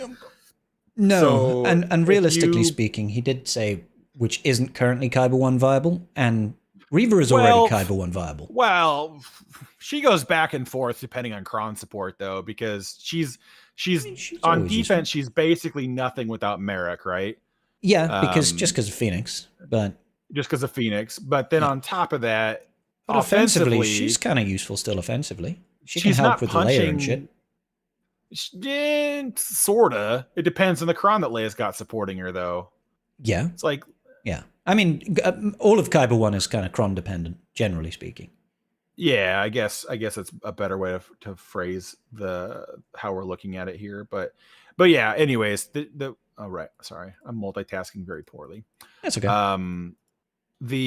For the most part, Vader and Asajj are going to be the top of the list. I don't know if Luke is going to do anything interesting that changes the Leia team. There are parts of it that are fun, but Luke is going to force Leia to taunt a lot, which is not great for her alt mechanic. No. So interested to see if that still is reasonably ramping mastery in general, right? Like if they don't target Leia, doesn't it ramp her mastery as well? Her mastery, I don't think so. Is that right? Where am I thinking of ramping mastery? Usually when allies attack out a turn, attackers gain mastery. I don't think it has anything to do with fearless. Whenever an enemy is attack out a turn, non-scoundrel rebel allies gain 1% mastery until the end of the encounter. There's that. I suppose that's just attacking out a turn. I must be thinking of something entirely different. Yeah, so that's why like Chupio is really good with Leia, is because that second she gains the 1% whenever an ally attack deals damage where they have call to action, and so the call to assist really helps with that. But I mean, it could be interesting. It could be good. Big old words we're using here. But it's one of those things where it's like, yeah, maybe. Sure, possibly. That's what I'm thinking. I was thinking along the same lines as you. If they're not hitting Leia, you're building up your ult quicker, and the ultimate raises your mastery. 30% mastery whenever you ult. So that's what I was thinking. So it's not nothing. It'll just be interesting to see if the recovery. There's a lot of nuance to see if it'll be worth the trade off, right? And then to see who's the better one to go with him, because I don't really want to say that Princess Leia is going to make the mustard, but who knows? It's a possibility. What do you think about Luke in threes? In threes? Oh, it's going to just get walked over. It's not a strong enough team. I mean, like they're not boosting the damage output of Princess Leia enough that I see that doing anything. And I don't see, unfortunately, Stormtrooper Han doing anything useful, because again, the team's not really immune to crowd control, so you just kind of lock it down and then pick it apart. And so I don't have high hopes. I'd be interested to see if there's something I'm missing where Leia just starts becoming a laser and her triple taps will just mow somebody into the floor and she loops like a mother. And there's possible she does attack under protection, which is quite nice, but Does she? Yeah, well, From in Luke's- 3v3 Luke's kit? from his Omi, yeah. Oh, okay. While stealth, Princess Leia ignores the target enemy's protection, which is, that's quite nice. And that's just one part of. But again, I don't know if this is enough to elevate. Excuse me. Sorry about that. Elevate that kit enough. Who knows? Willing to fuck around with it, but I don't think it's going to make like any huge things. It's the ramping part of the kit that it's just gonna be interesting to see how well they can do it, because if you have enough buff to spell, you can go get Luke or Leia, because like Luke gains he has 15% evasion, he increases it by 5% stacking each time a rebel ally attacks out of turn. So if you can get Leia to always triple attack every time she triple attacks out of turn, it's 15% more evasion up to a max of 50%, which means putting down Luke is going to be a bit of a challenge. Yeah, not impossible, but a bit of a challenge. And then Han's gaining shitloads of defense. Shitloads of defense, but the hard problem with Han is keeping his stupid taunt on him. Like there's just a lot of things that are going to be like it depends. It was really going to come down to what you counter it with. But again, we're at this point at the top end of Kyber 1 where there's a lot of things available. So unless they have really good cron support, I'm not really excited about it. This definitely feels a little bit like a perpetual problem with Kyber 1 GAC at the minute. Is we just have too many toys, and you get to a point where there's just so much saturation of teams that win that you're just like, we need more defense. Like we need more things to place on defense so that you can't just bulldoze your way through. That's kind of what I was hoping options. CG would start doing with FDCs is not make them unbeatable. We don't need a repeat of the Dark Side of Raycron. But the FDCs should be better investments for defense and not really offensive tools. I mean, you can do like a 3-1 split or whatever, but if they're going to really muddy down the quality of the Datacrons, FDCs need to have a reason to be invested into them as well. But they also need to be cheaper because Jesus Christ, the level 15 is not going to be worth the invest if we can only farm once. Yeah, exactly. It's going to be real hard. So yeah, I agree. Mostly, I think that the big standout for me is definitely going to be Asajj. Yeah, because Dadbod Boba just does not get used, like in GAC at all. The only time he got used is when he had a really good Datacron, and that didn't last very long. And it was an FDC, right? Yeah, it was to Underman. So now I feel like because we're getting we've got Forlorn, we've got Zuckuss, we've got Asajj come to the game, and now Dadbod Boba and Fennec. There is like a full team where I feel like it's actually going to be viable and do good things. And it should. He's a conquest unit. Sure, he's an old one now, but he's a conquest unit. He deserves some power, and it's got a lot of new kits in there now. So that's the big one for me. And I agree that Vader is definitely going to be a meta squad to use. I won't say Stranger because Stranger's already here. It's already a thing. Don't get me wrong. Stranger Maul is going to be great, but it's already like we know that's going to be good. All you're doing with Maul on Stranger is adding more gas to an already outrageous fire. Like it's like, oh yeah, this is already great. It's like, cool, we're gonna make it better. Well, I can't imagine it getting worse, so it is, it could happen. But anyways. Next question comes from Skate79. He says, who is going to the Super Bowl? It's a bit far for me, bro. It's a bit far. Sports? Who watches sports? Sports ball. Yeah, the team that wins the playoffs that matter will go to the Super Bowl. That's what I got for you. Oh, I thought he meant literally. Are you going to go watch the Super Bowl? Does he mean I'm which team? assuming he's referring to the team that's going to the Super Bowl. Okay. I don't even know who's eligible because I do not watch football. It's very boring. This will be a useful time for us to have Eggnods on Tribe Talks because I think he watches sports ball. I think he does too. I think he does. Yeah. Sorry, I'm from the wrong culture, Skate. I apologize for that particular question. And Karth just don't give a fuck. True. So, next question comes from I Bent My Wookie. That sounds dangerous. Any suggestions on how to navigate potential guild mergers Where might leaders find guilds who are in the market for a merger? That's an we haven't had a question like that before. No, typically it's you usually have to reach out to certain alliances, and they That's where might it'll be able start, to do a merger. That's usually where a lot of people end up going, is they'll reach out to different alliances and they'll try to either see if they can disseminate the entire guild through the alliance, or otherwise you have to know of another guild that's equally falling apart that needs, 15 to 25 new members, and then send everyone else off to the void. I assume that the guild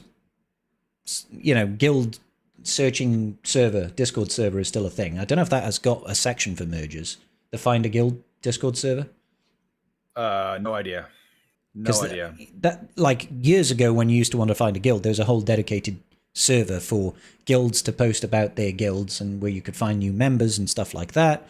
I assume they would probably have a place for like guilds looking for a merger and that sort of thing. But I haven't been in that Discord server in years and years and years, because I've just jumped from guild to guild ever since I moved into Ghosts, actually.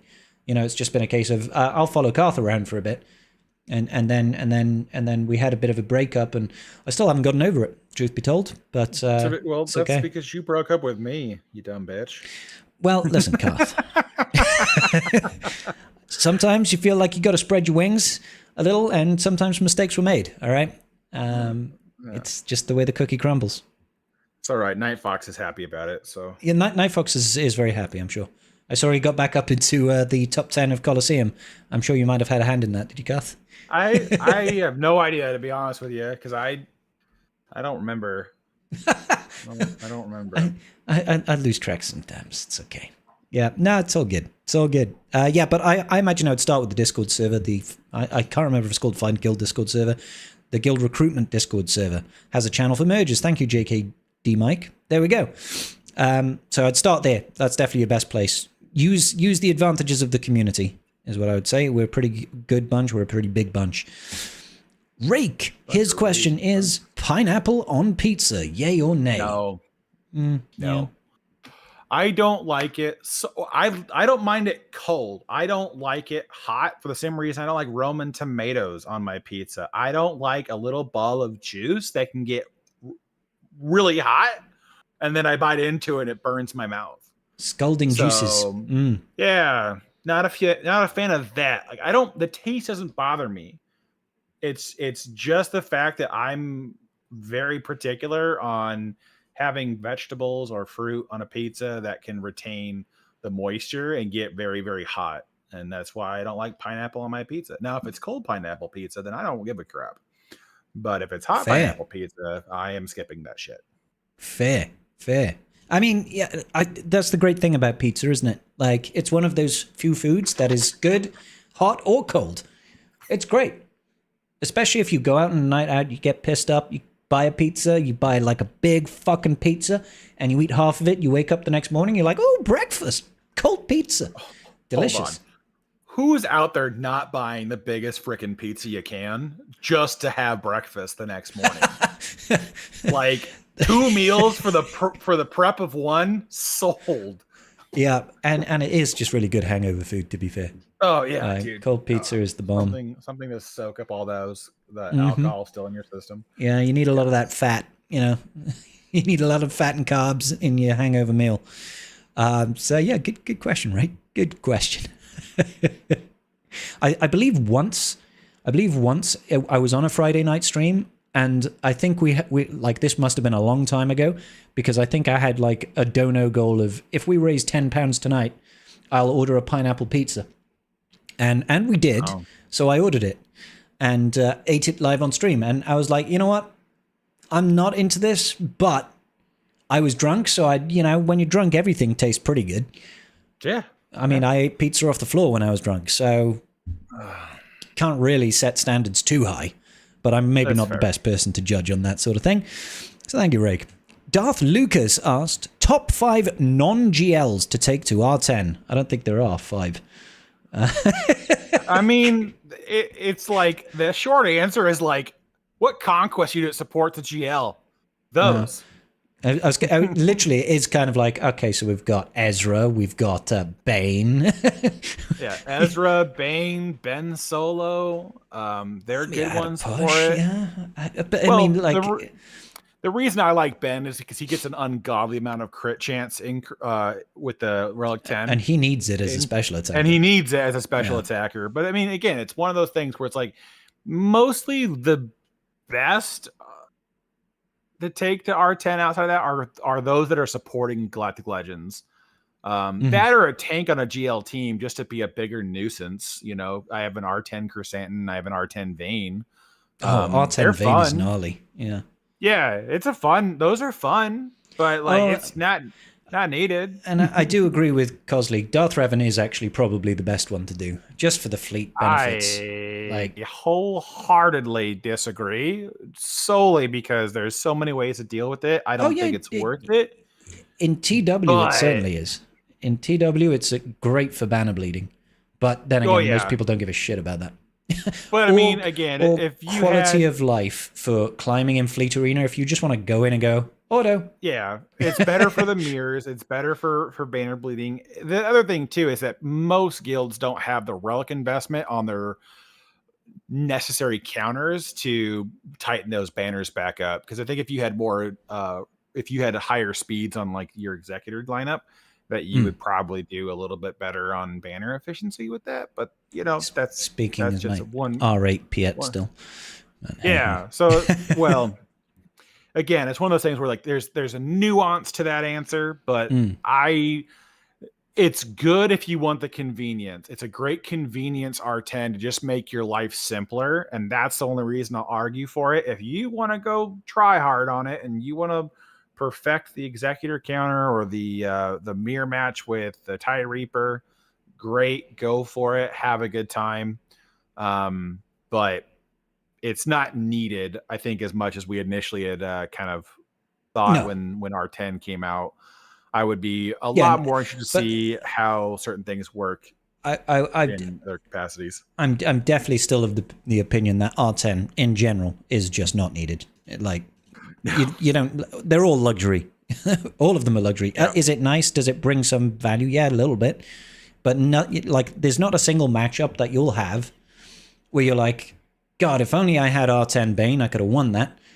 I know. I'm low key interested to see what happens when I put Leia with R10 Drogon and R2 on defense and threes, and then Rey R10 with Ben R10 and Ezra R10.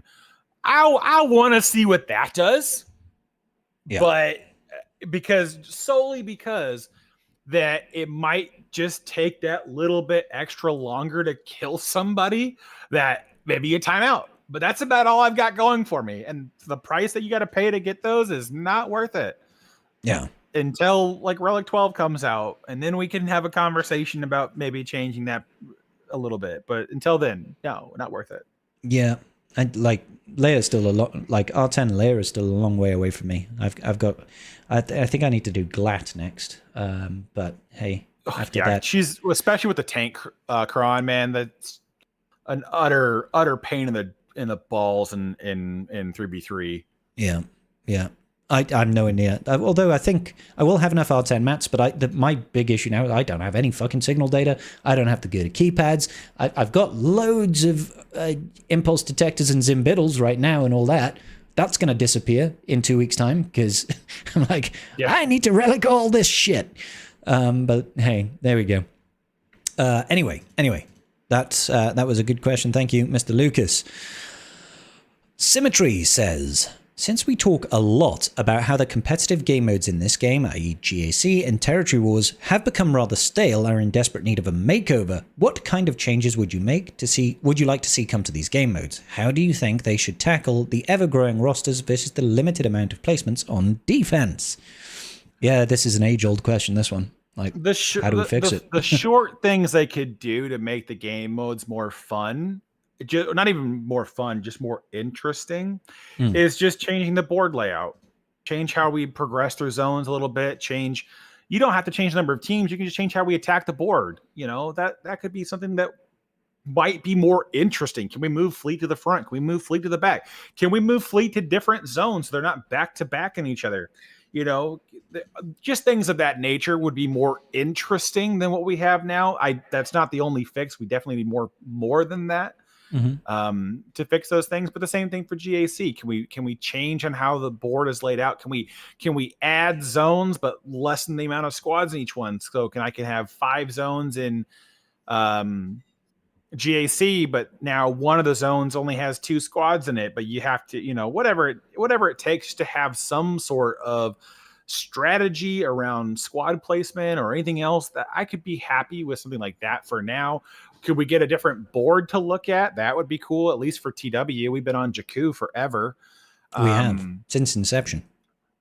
So, you know, I would be cool with other iterations of that. I mean, again, it's something that's short term that can be done. Long term, there's a lot of things that need to change with that.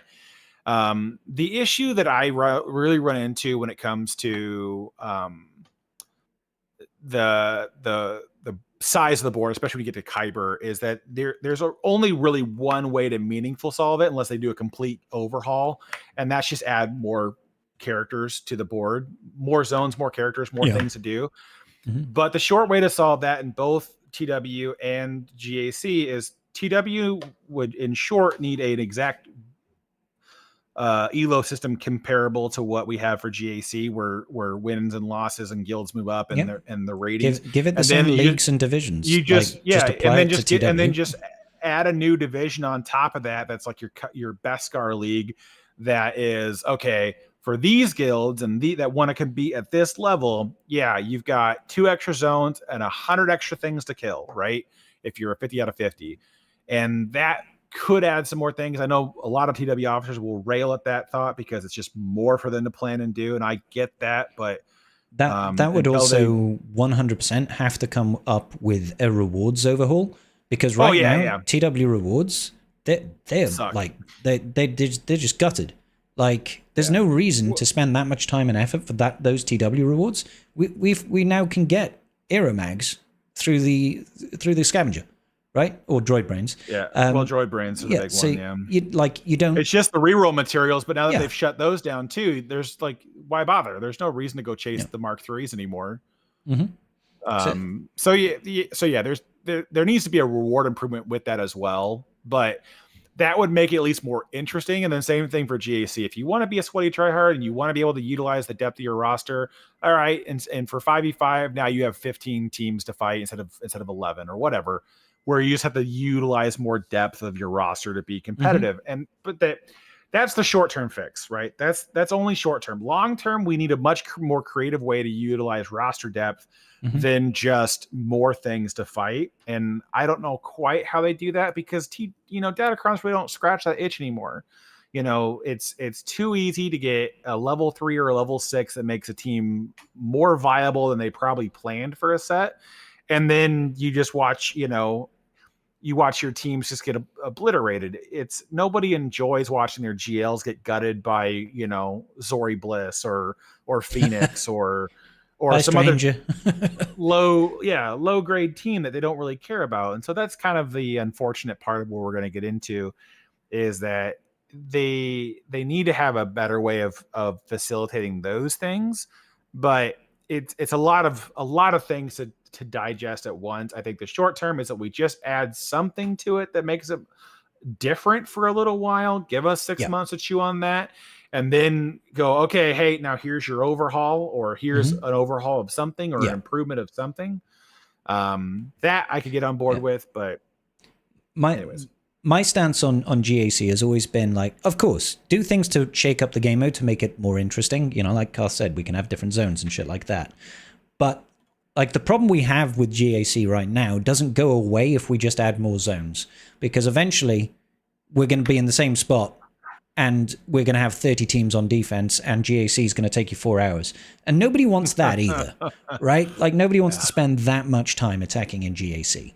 So my stance on this has always been, let's implement some form of platooning or operations for GAC defense, but not necessarily named platoons.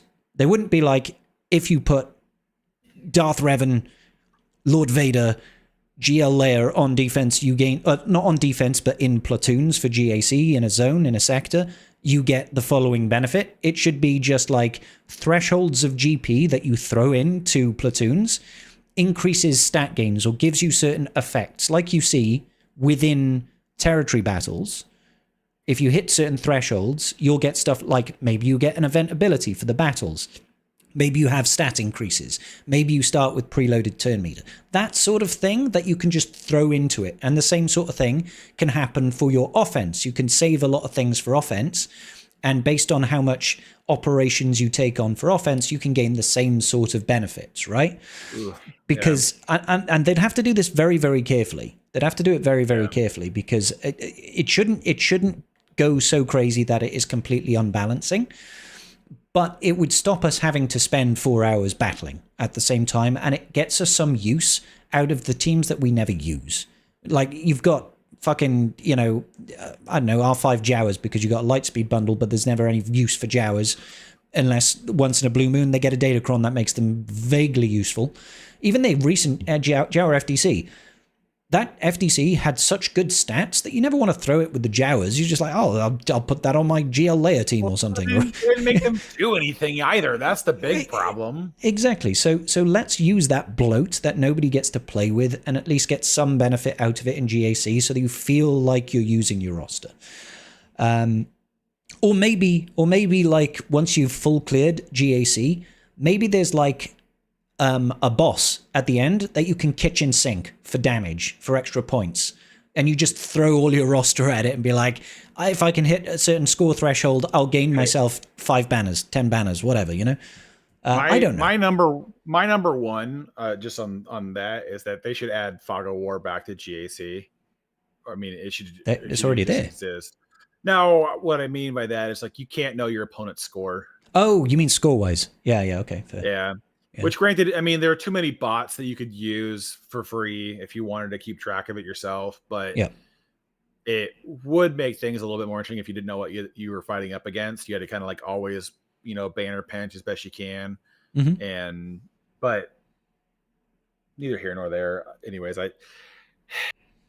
there's a lot of things that they could do on the low level, but I am at the point now where it's like, I would like to see a meaningful change to GAC and a complete overhaul of guild PvP because TW is just kind of TW is his own massive problem on so many fronts where I would rather do a TW or a guild version of Colosseum.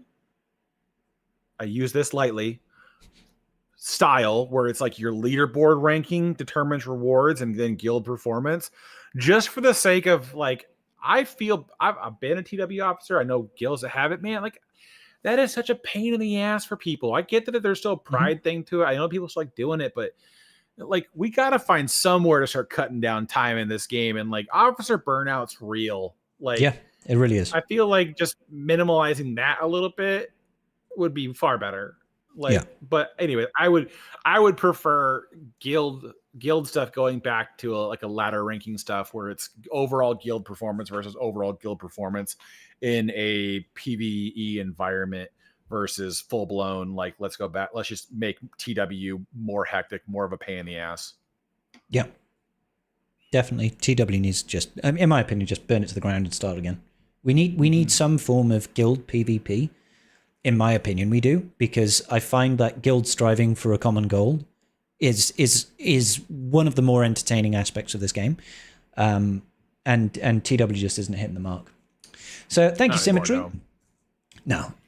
Next question comes from Richie Fritch. He says, "What changes would you all fix in the game as of today, with what new changes we know about, and with what has all changed since November?" How would you change things? What would you introduce to the game right now if you could, Garth? Outside of what we just talked about for GAC and TW, because we literally just talked about that. So yeah. I mean, I know where I would go personally, but I'll let you have your opportunity first. I mean, you should probably start with that because I'm gonna be mulling for too long here. Mine would be just change the error system. Like, first and foremost, like I feel like the I feel like the pacing of Colosseum needs to accelerate a lot quicker at the start. I feel like we should be coming into Colosseum at like era level 35, not 5. Because it's just too boring when you've got low level abilities and no team. Like Colosseum just takes too long to be enjoyable, and it only becomes more enjoyable when you've got actual abilities to play around with and you actually have fun. Now, I'm not saying it should be, oh, we're just getting 35 levels for free. Like, they just need to change the pacing so it starts off a little bit more fun. And then you can still end up at 65. I don't really care about that. Separately, apart from that, I would like them to stop this segmentation. They need to find a way of having error levels be a thing in game and give some sort of reward whilst also still allowing us to use them in a legacy roster, because it's just dull not being able to use these characters. I don't want to wait 3 months. Like, it's a long fucking time. Well, and that my only caveat with that particular sentiment is because of this particular era having basically 6 teams get uplifted with what's happening. Waiting to play with that for 3 months really sucks. But if we're gonna go back to releasing factions out of it, then it wouldn't really ever, it wouldn't be the end of the world, because you would need the entire team out to make it a cohesive thing anyways. And they rarely would have standalone viability with how most of CG does most of their brand new teams. They're pretty dependent upon each other. So but yeah, I agree with you. They need to find a way to do both, because honest to God, it is the most boring thing in the world. But again, with era levels being tied to gearing, I don't know how they bring it into the legacy environment without just utterly screwing something up. Because, it's like, okay, well, if era level, 75 is Relic 1, but it's in my legacy roster and I can do that now for free, is it going to jump to era level 75 in the era? No, I doubt it. So it's like, okay, so you have to decouple a lot of things that they've intentionally stuck together, which is unfortunate. But I don't know, if I could wave a magic wand over a lot of it, I would feel like the big change that I would like to have is just with inter-guild PvP. I would like to do like a larger format guild PvP that takes over more period of time with more guilds involved. And then do like the old Battlefront 2 game where you do galactic domination. And so you get like controlling different sectors, give you different bonuses, and the fights are a couple, aren't crazy, but it's over a longer period of time. So like you have a week to make progress on everything, and you have more time to do it. There's less fights to do per se, or well, in a day. But anyways, there are. It's more about guild PvP or guild interactions that I would want to change. But I mean, we kind of already dug into that a little bit. Yeah, a little bit. Everything else is like, the air system needs some tweaks. But I'm not really upset with all of it. Just most of it's just a value issue for me. So outside of that, we can all split hairs from there. Yeah. All right, thank you, Richie. Next question comes from Darth Jar Jar, Padawan Sidious. Our free-to-play guild, the People's Guild, that is our free-to-play guild, is prepping to get ready for Rote. What should we start preparing to help the guild out? Oh, this is a super easy one. Operations. Yep. And knowing how far you're going to get in your 6 days. Like, if you're going to only get to phase 3, then you just look at phase 3 operations and start getting things assigned for the planets you're going to get to. That's the biggest one for the first couple of days, because they take care of the brunt of the stars. Of the stars, and then you just kind of GP slam behind it.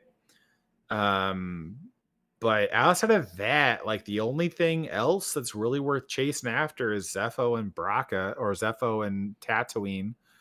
For the Reva shards and for the additional Cairo income. But that's about it. I mean, like, genuinely speaking, operations does the bulk of the lifting. You're not going to get very far with just CMs. early days. It's going to be hard to win a battle, and the points are fuck all. So definitely got to fill out the operations as quickly as possible, like Carl said. Zepho is super easy to get to in terms of, let's get the unlock. Like, Jedi Knight Cal is a Gear 12 unlock, and with Lightspeed tokens, that's a super easy, very achievable thing. Getting Reva ready eventually, really easy right now. Like, we're getting Lightspeed tokens for Inquisitors. We'll get them all at Relic 0. You'll have to take them up to Relic 7. I would highly advise, truth be told, at this point, just have the guild get Marok's army. Like, I know it's a big ask, but genuinely, like, for ease of use, he will fucking stomp everything. Yeah, if you want 50 out of 50 every TB and to be done with Reva in the better part of, like, what?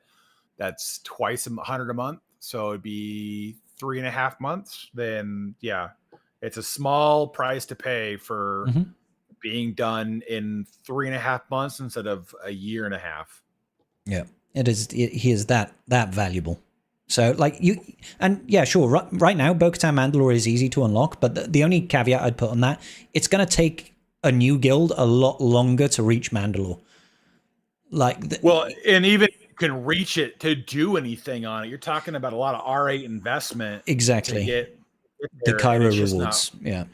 For 50 Cairo, like, you're talking a lot of investment that I don't think is worth your time. So it's more about focusing on the first three rows of planets, and then as your guild grows and progresses, you can add other things in different plans. But your entire time is going to be a lot of getting your ops done, preloading planets, and then just progressing back and forth. So that, I mean, the other thing too is make sure everyone's on Discord and make sure you all know how to communicate, because if you guys are screwing your deploys up and you get a star early, then that's going to have a massive impact on early guilds on star rewards.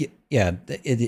I'm not saying that leadership isn't organized, but it's a level of complexity above what you've experienced for, Geonosis or Hoth. There's a lot more plates to keep spinning, and you need everybody on board and getting stuff done right.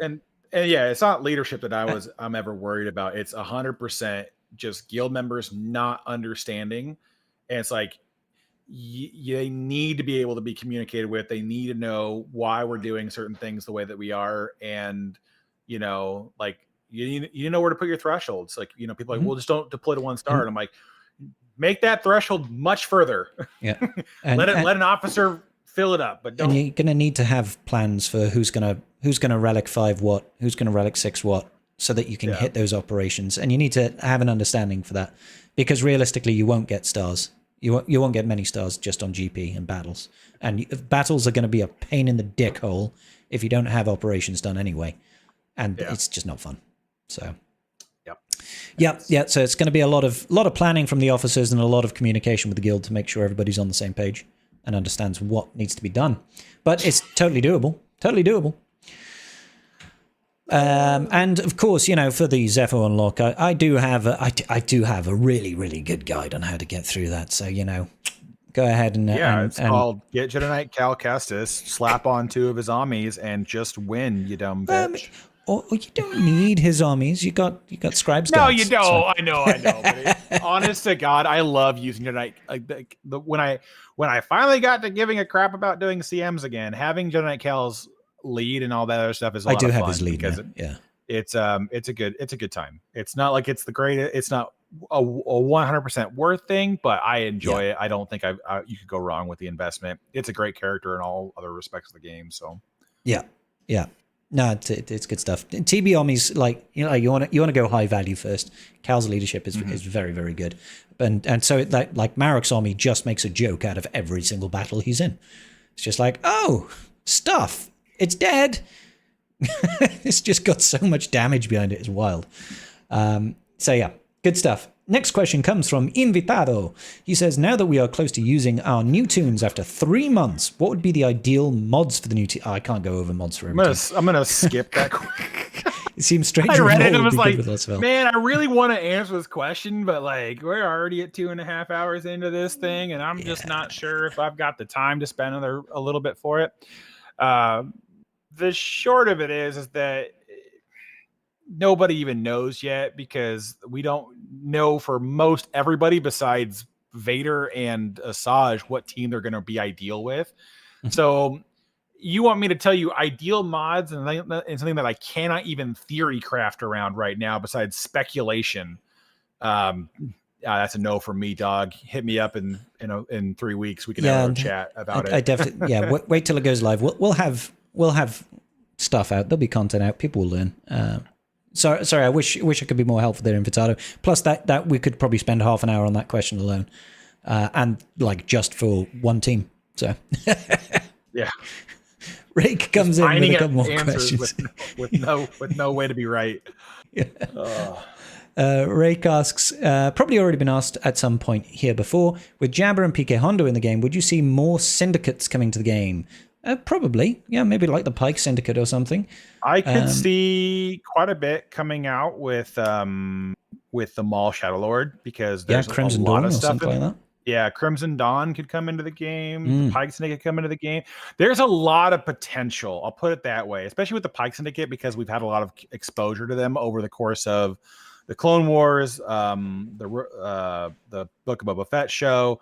They're going to be pretty heavily shown in the Maul Shadow Lord as well. So there's a lot of reason that we could probably see some of the syndicates come into the game. I don't know if it's going to be a lot or a full blown team or faction. It really kind of depends on what gets represented in the shows and how they want to do that. But I would be down for that. That would be something fun and interesting. But more dark side scoundrels, I don't know if that's really going to do. It's just a small faction, that is. But yeah, I would be fine with it if they came into the game. But it's just got to kind of make sense and how much they can do. But I mean, there's a small chance that maybe, well, I doubt we get anything from Shadow Lord before it releases. Yeah. I mean, like thinking of timeline wise, this era is going to end around May, right? Mid-May. This upcoming era. And that's going to fall right when we get Mando and Grogu in the cinemas. Yeah. And I feel like either this next era is going to be building towards something like that, or the era after is going to start off, because this is a movie release. And we haven't had a movie release since Rise of Skywalker, right? Yeah.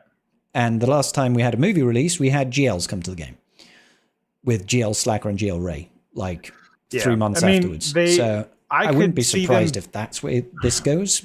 But who knows? My only thing is that I feel like this next era is, again, a freebie era for them to do whatever they want with, because I don't see a reason for them to get in front of Mandalorian and Grogu with anything, because they can't spoil anything, right?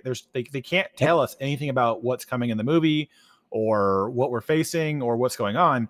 So I doubt they're going to give us anything in advance, because that doesn't usually work. The only ever time that we've ever had anything was Omega, and that's because it was in the trailer before the show released, and that was it. That's the only time I think we ever had a character show up in the game prior to the content they were associated with. And I think we have had trailers for Mando and Grogu already, like for months, and we know Zeb's going to be in it. Like, he came back and he came back with the new Mandalorian. I mean, again, there's just a lot that they could do, but it makes the most sense to capitalize on the hype after the release. Yeah. Because again, the release of the movie should be after the next era technically starts. So I think that they would be better off to do it that way, is to start that era with that movie, and then as they progress the rest of it, they can build out whatever else they had planned. Yeah. And I know Mando and Grogu is not like a mainline Star Wars film per se, but I would be very surprised if we don't get Mando Grogu content at some point, and it's most likely going to be close to the release. So I don't think this next era, I agree. I think I'm still quite hopeful for Old Republic for this next era, but after that, I do feel it's going to almost have to be Mando and Grogu content to probably from the upper hands, the powers that be in Disney being like, let's all push on all cylinders for The marketing latest team is media getting content. together. Exactly. So yeah, I think eventually we could probably, like, nothing is off the tables, I don't think. So eventually probably syndicates. Okay, another question from Rake. He says, thoughts on a rote guild style PvP? Different planets with different types of X number of maybe other characters allowed, like Tatooine planets allowing certain characters, homage to games like Empire of War. Could even add something So, like adding I- ships to bombard. Oh I yeah, we've had been over pitched- this sort of thing. Yeah. I had pitched something similar to this idea in to Meathead earlier, and I don't have an idea if that's going to go anywhere. But it was kind of like base assault, where the guild sets up the defenses. Both guilds set up their defenses for the assault, but then the assault just is it's supposed to be like a 3 or 4 day event. But it's you have like 24 hours to set up the zones, and you have 3 days to clear it as fast as you want to. So you can clear. It's like imagine if the second you hit 3 stars on TB, your roster refreshed and you're able to go do the next one, kind of thing, right? All right. Except for without the roster refresh, whatever you use gets used, but you're able to progress it that way, so it gives guilds better pacing for that kind of stuff, and then that would give you a fun kind of guild PvP. And then as you break down the sections, the other parts of the base get easier. They lose benefits, right? So it's like there's a whatever you want to do, but it was kind of like a base assault kind of thing, where it was like you have 4 zones, and then you just kind of go through each one and you do certain things that kind of minimize the number of techs that you need, but gives guilds much more time to get through it.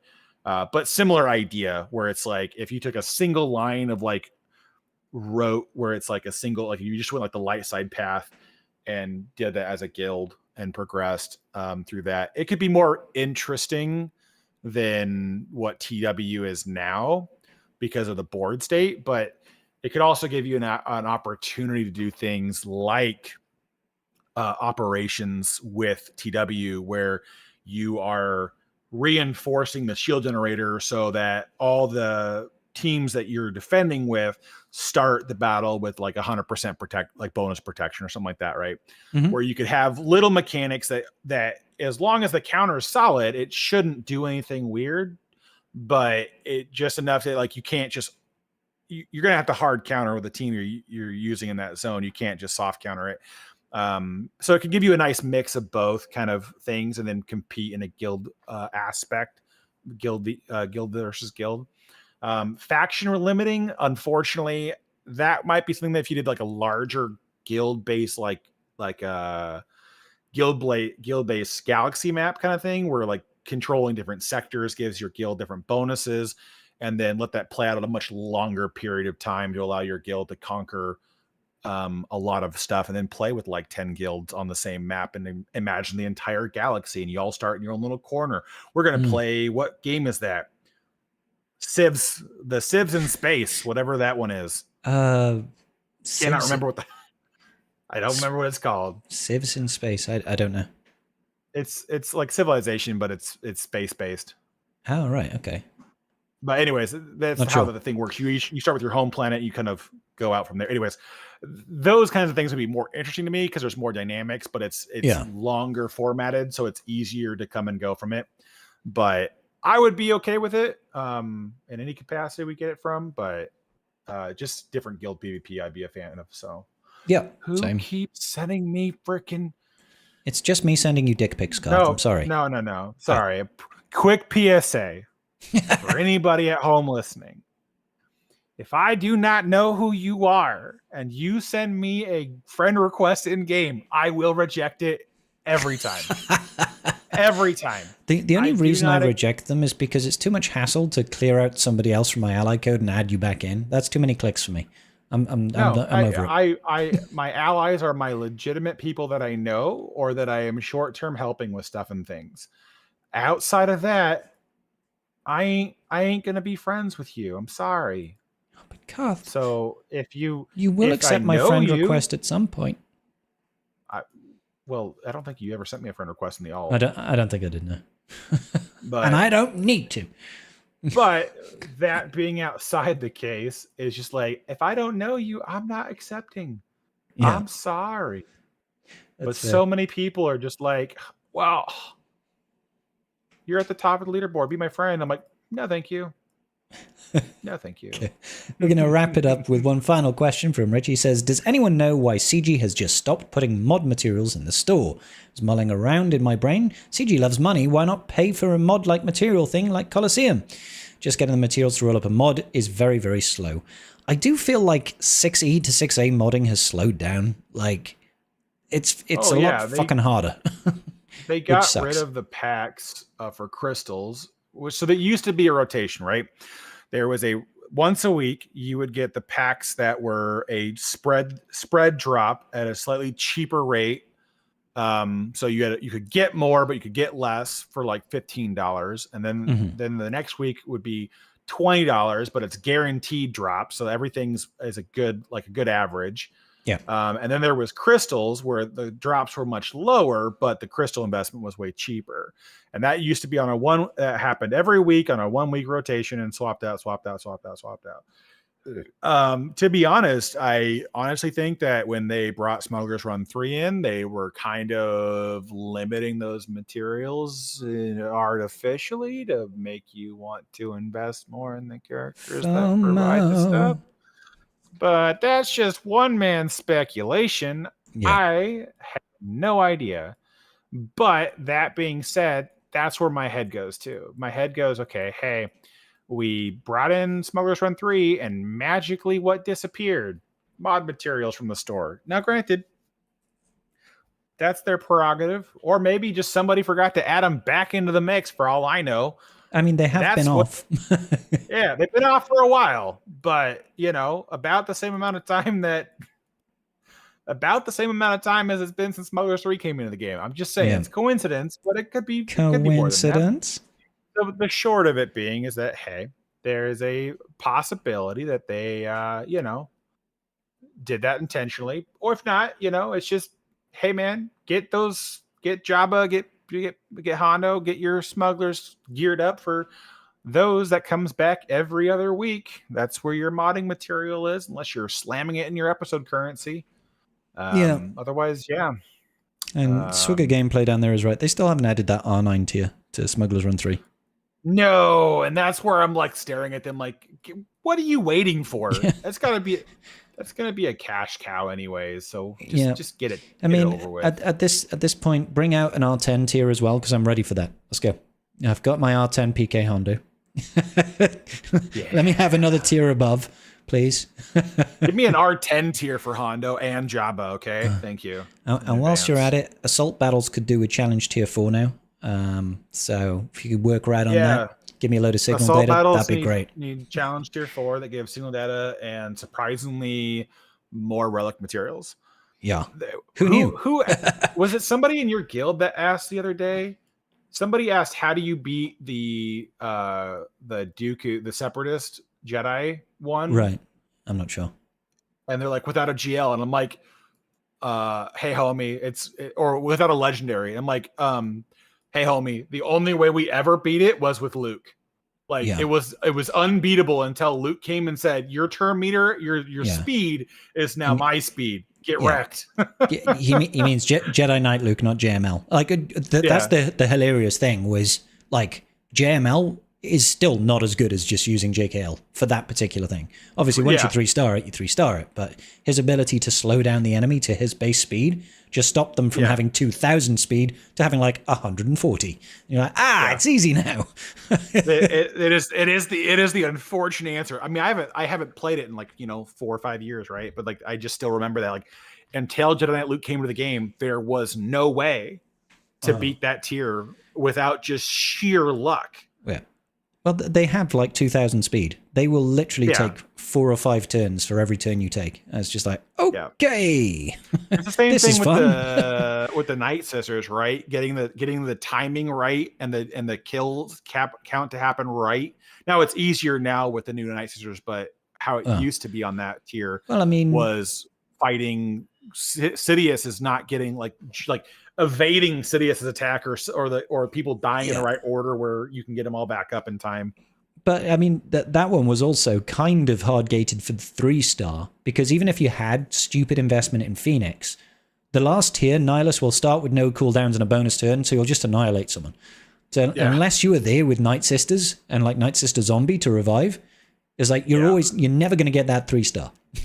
So that was definitely a frustration mechanic. Yeah, it was some of those old ones are such a pain in the butt, but yeah, some of those are literally gated to you need a certain character to even stand a snowball's chance. So it's unfortunate, but that's just how it be. Yeah. C'est la vie, c'est la vie. And that is all of our questions, ladies and gentlemen, and the end of Tribe Talks. I believe, is it next week or week after we are on sabbatical? I think it's week after, is it? Or is it both? Week after. It's week 2 after. weeks. Yeah. So I'm gone the first weekend of February. So next week is the split. Next week is the 1st. Yeah. So I'll be here for the 1st. I won't be here for the 8th. I don't think I'm here for the 8th because I'm coming back from London after a boozy weekend away in London with my brother, and I will not want to Tribe Talks because I'll come back and I'll be like, I need to sleep. I think I'll be back by the 15th because we're supposed to be coming back like 80% of the way on the 14th. And then I'm going to go hang out with my buddies for for that evening. Mm-hmm. And then I'll be back on the 15th. But I mean, like, it's like a 2-hour drive from here. So as long as I leave by 10-ish a.m. Yeah, we'll figure it out. Just keep me in the loop and we'll see what happens. But yes, so next week we should be good. Week after that is going to be a sabbatical. We love you. We'll speak to you soon, everybody. Bye-bye.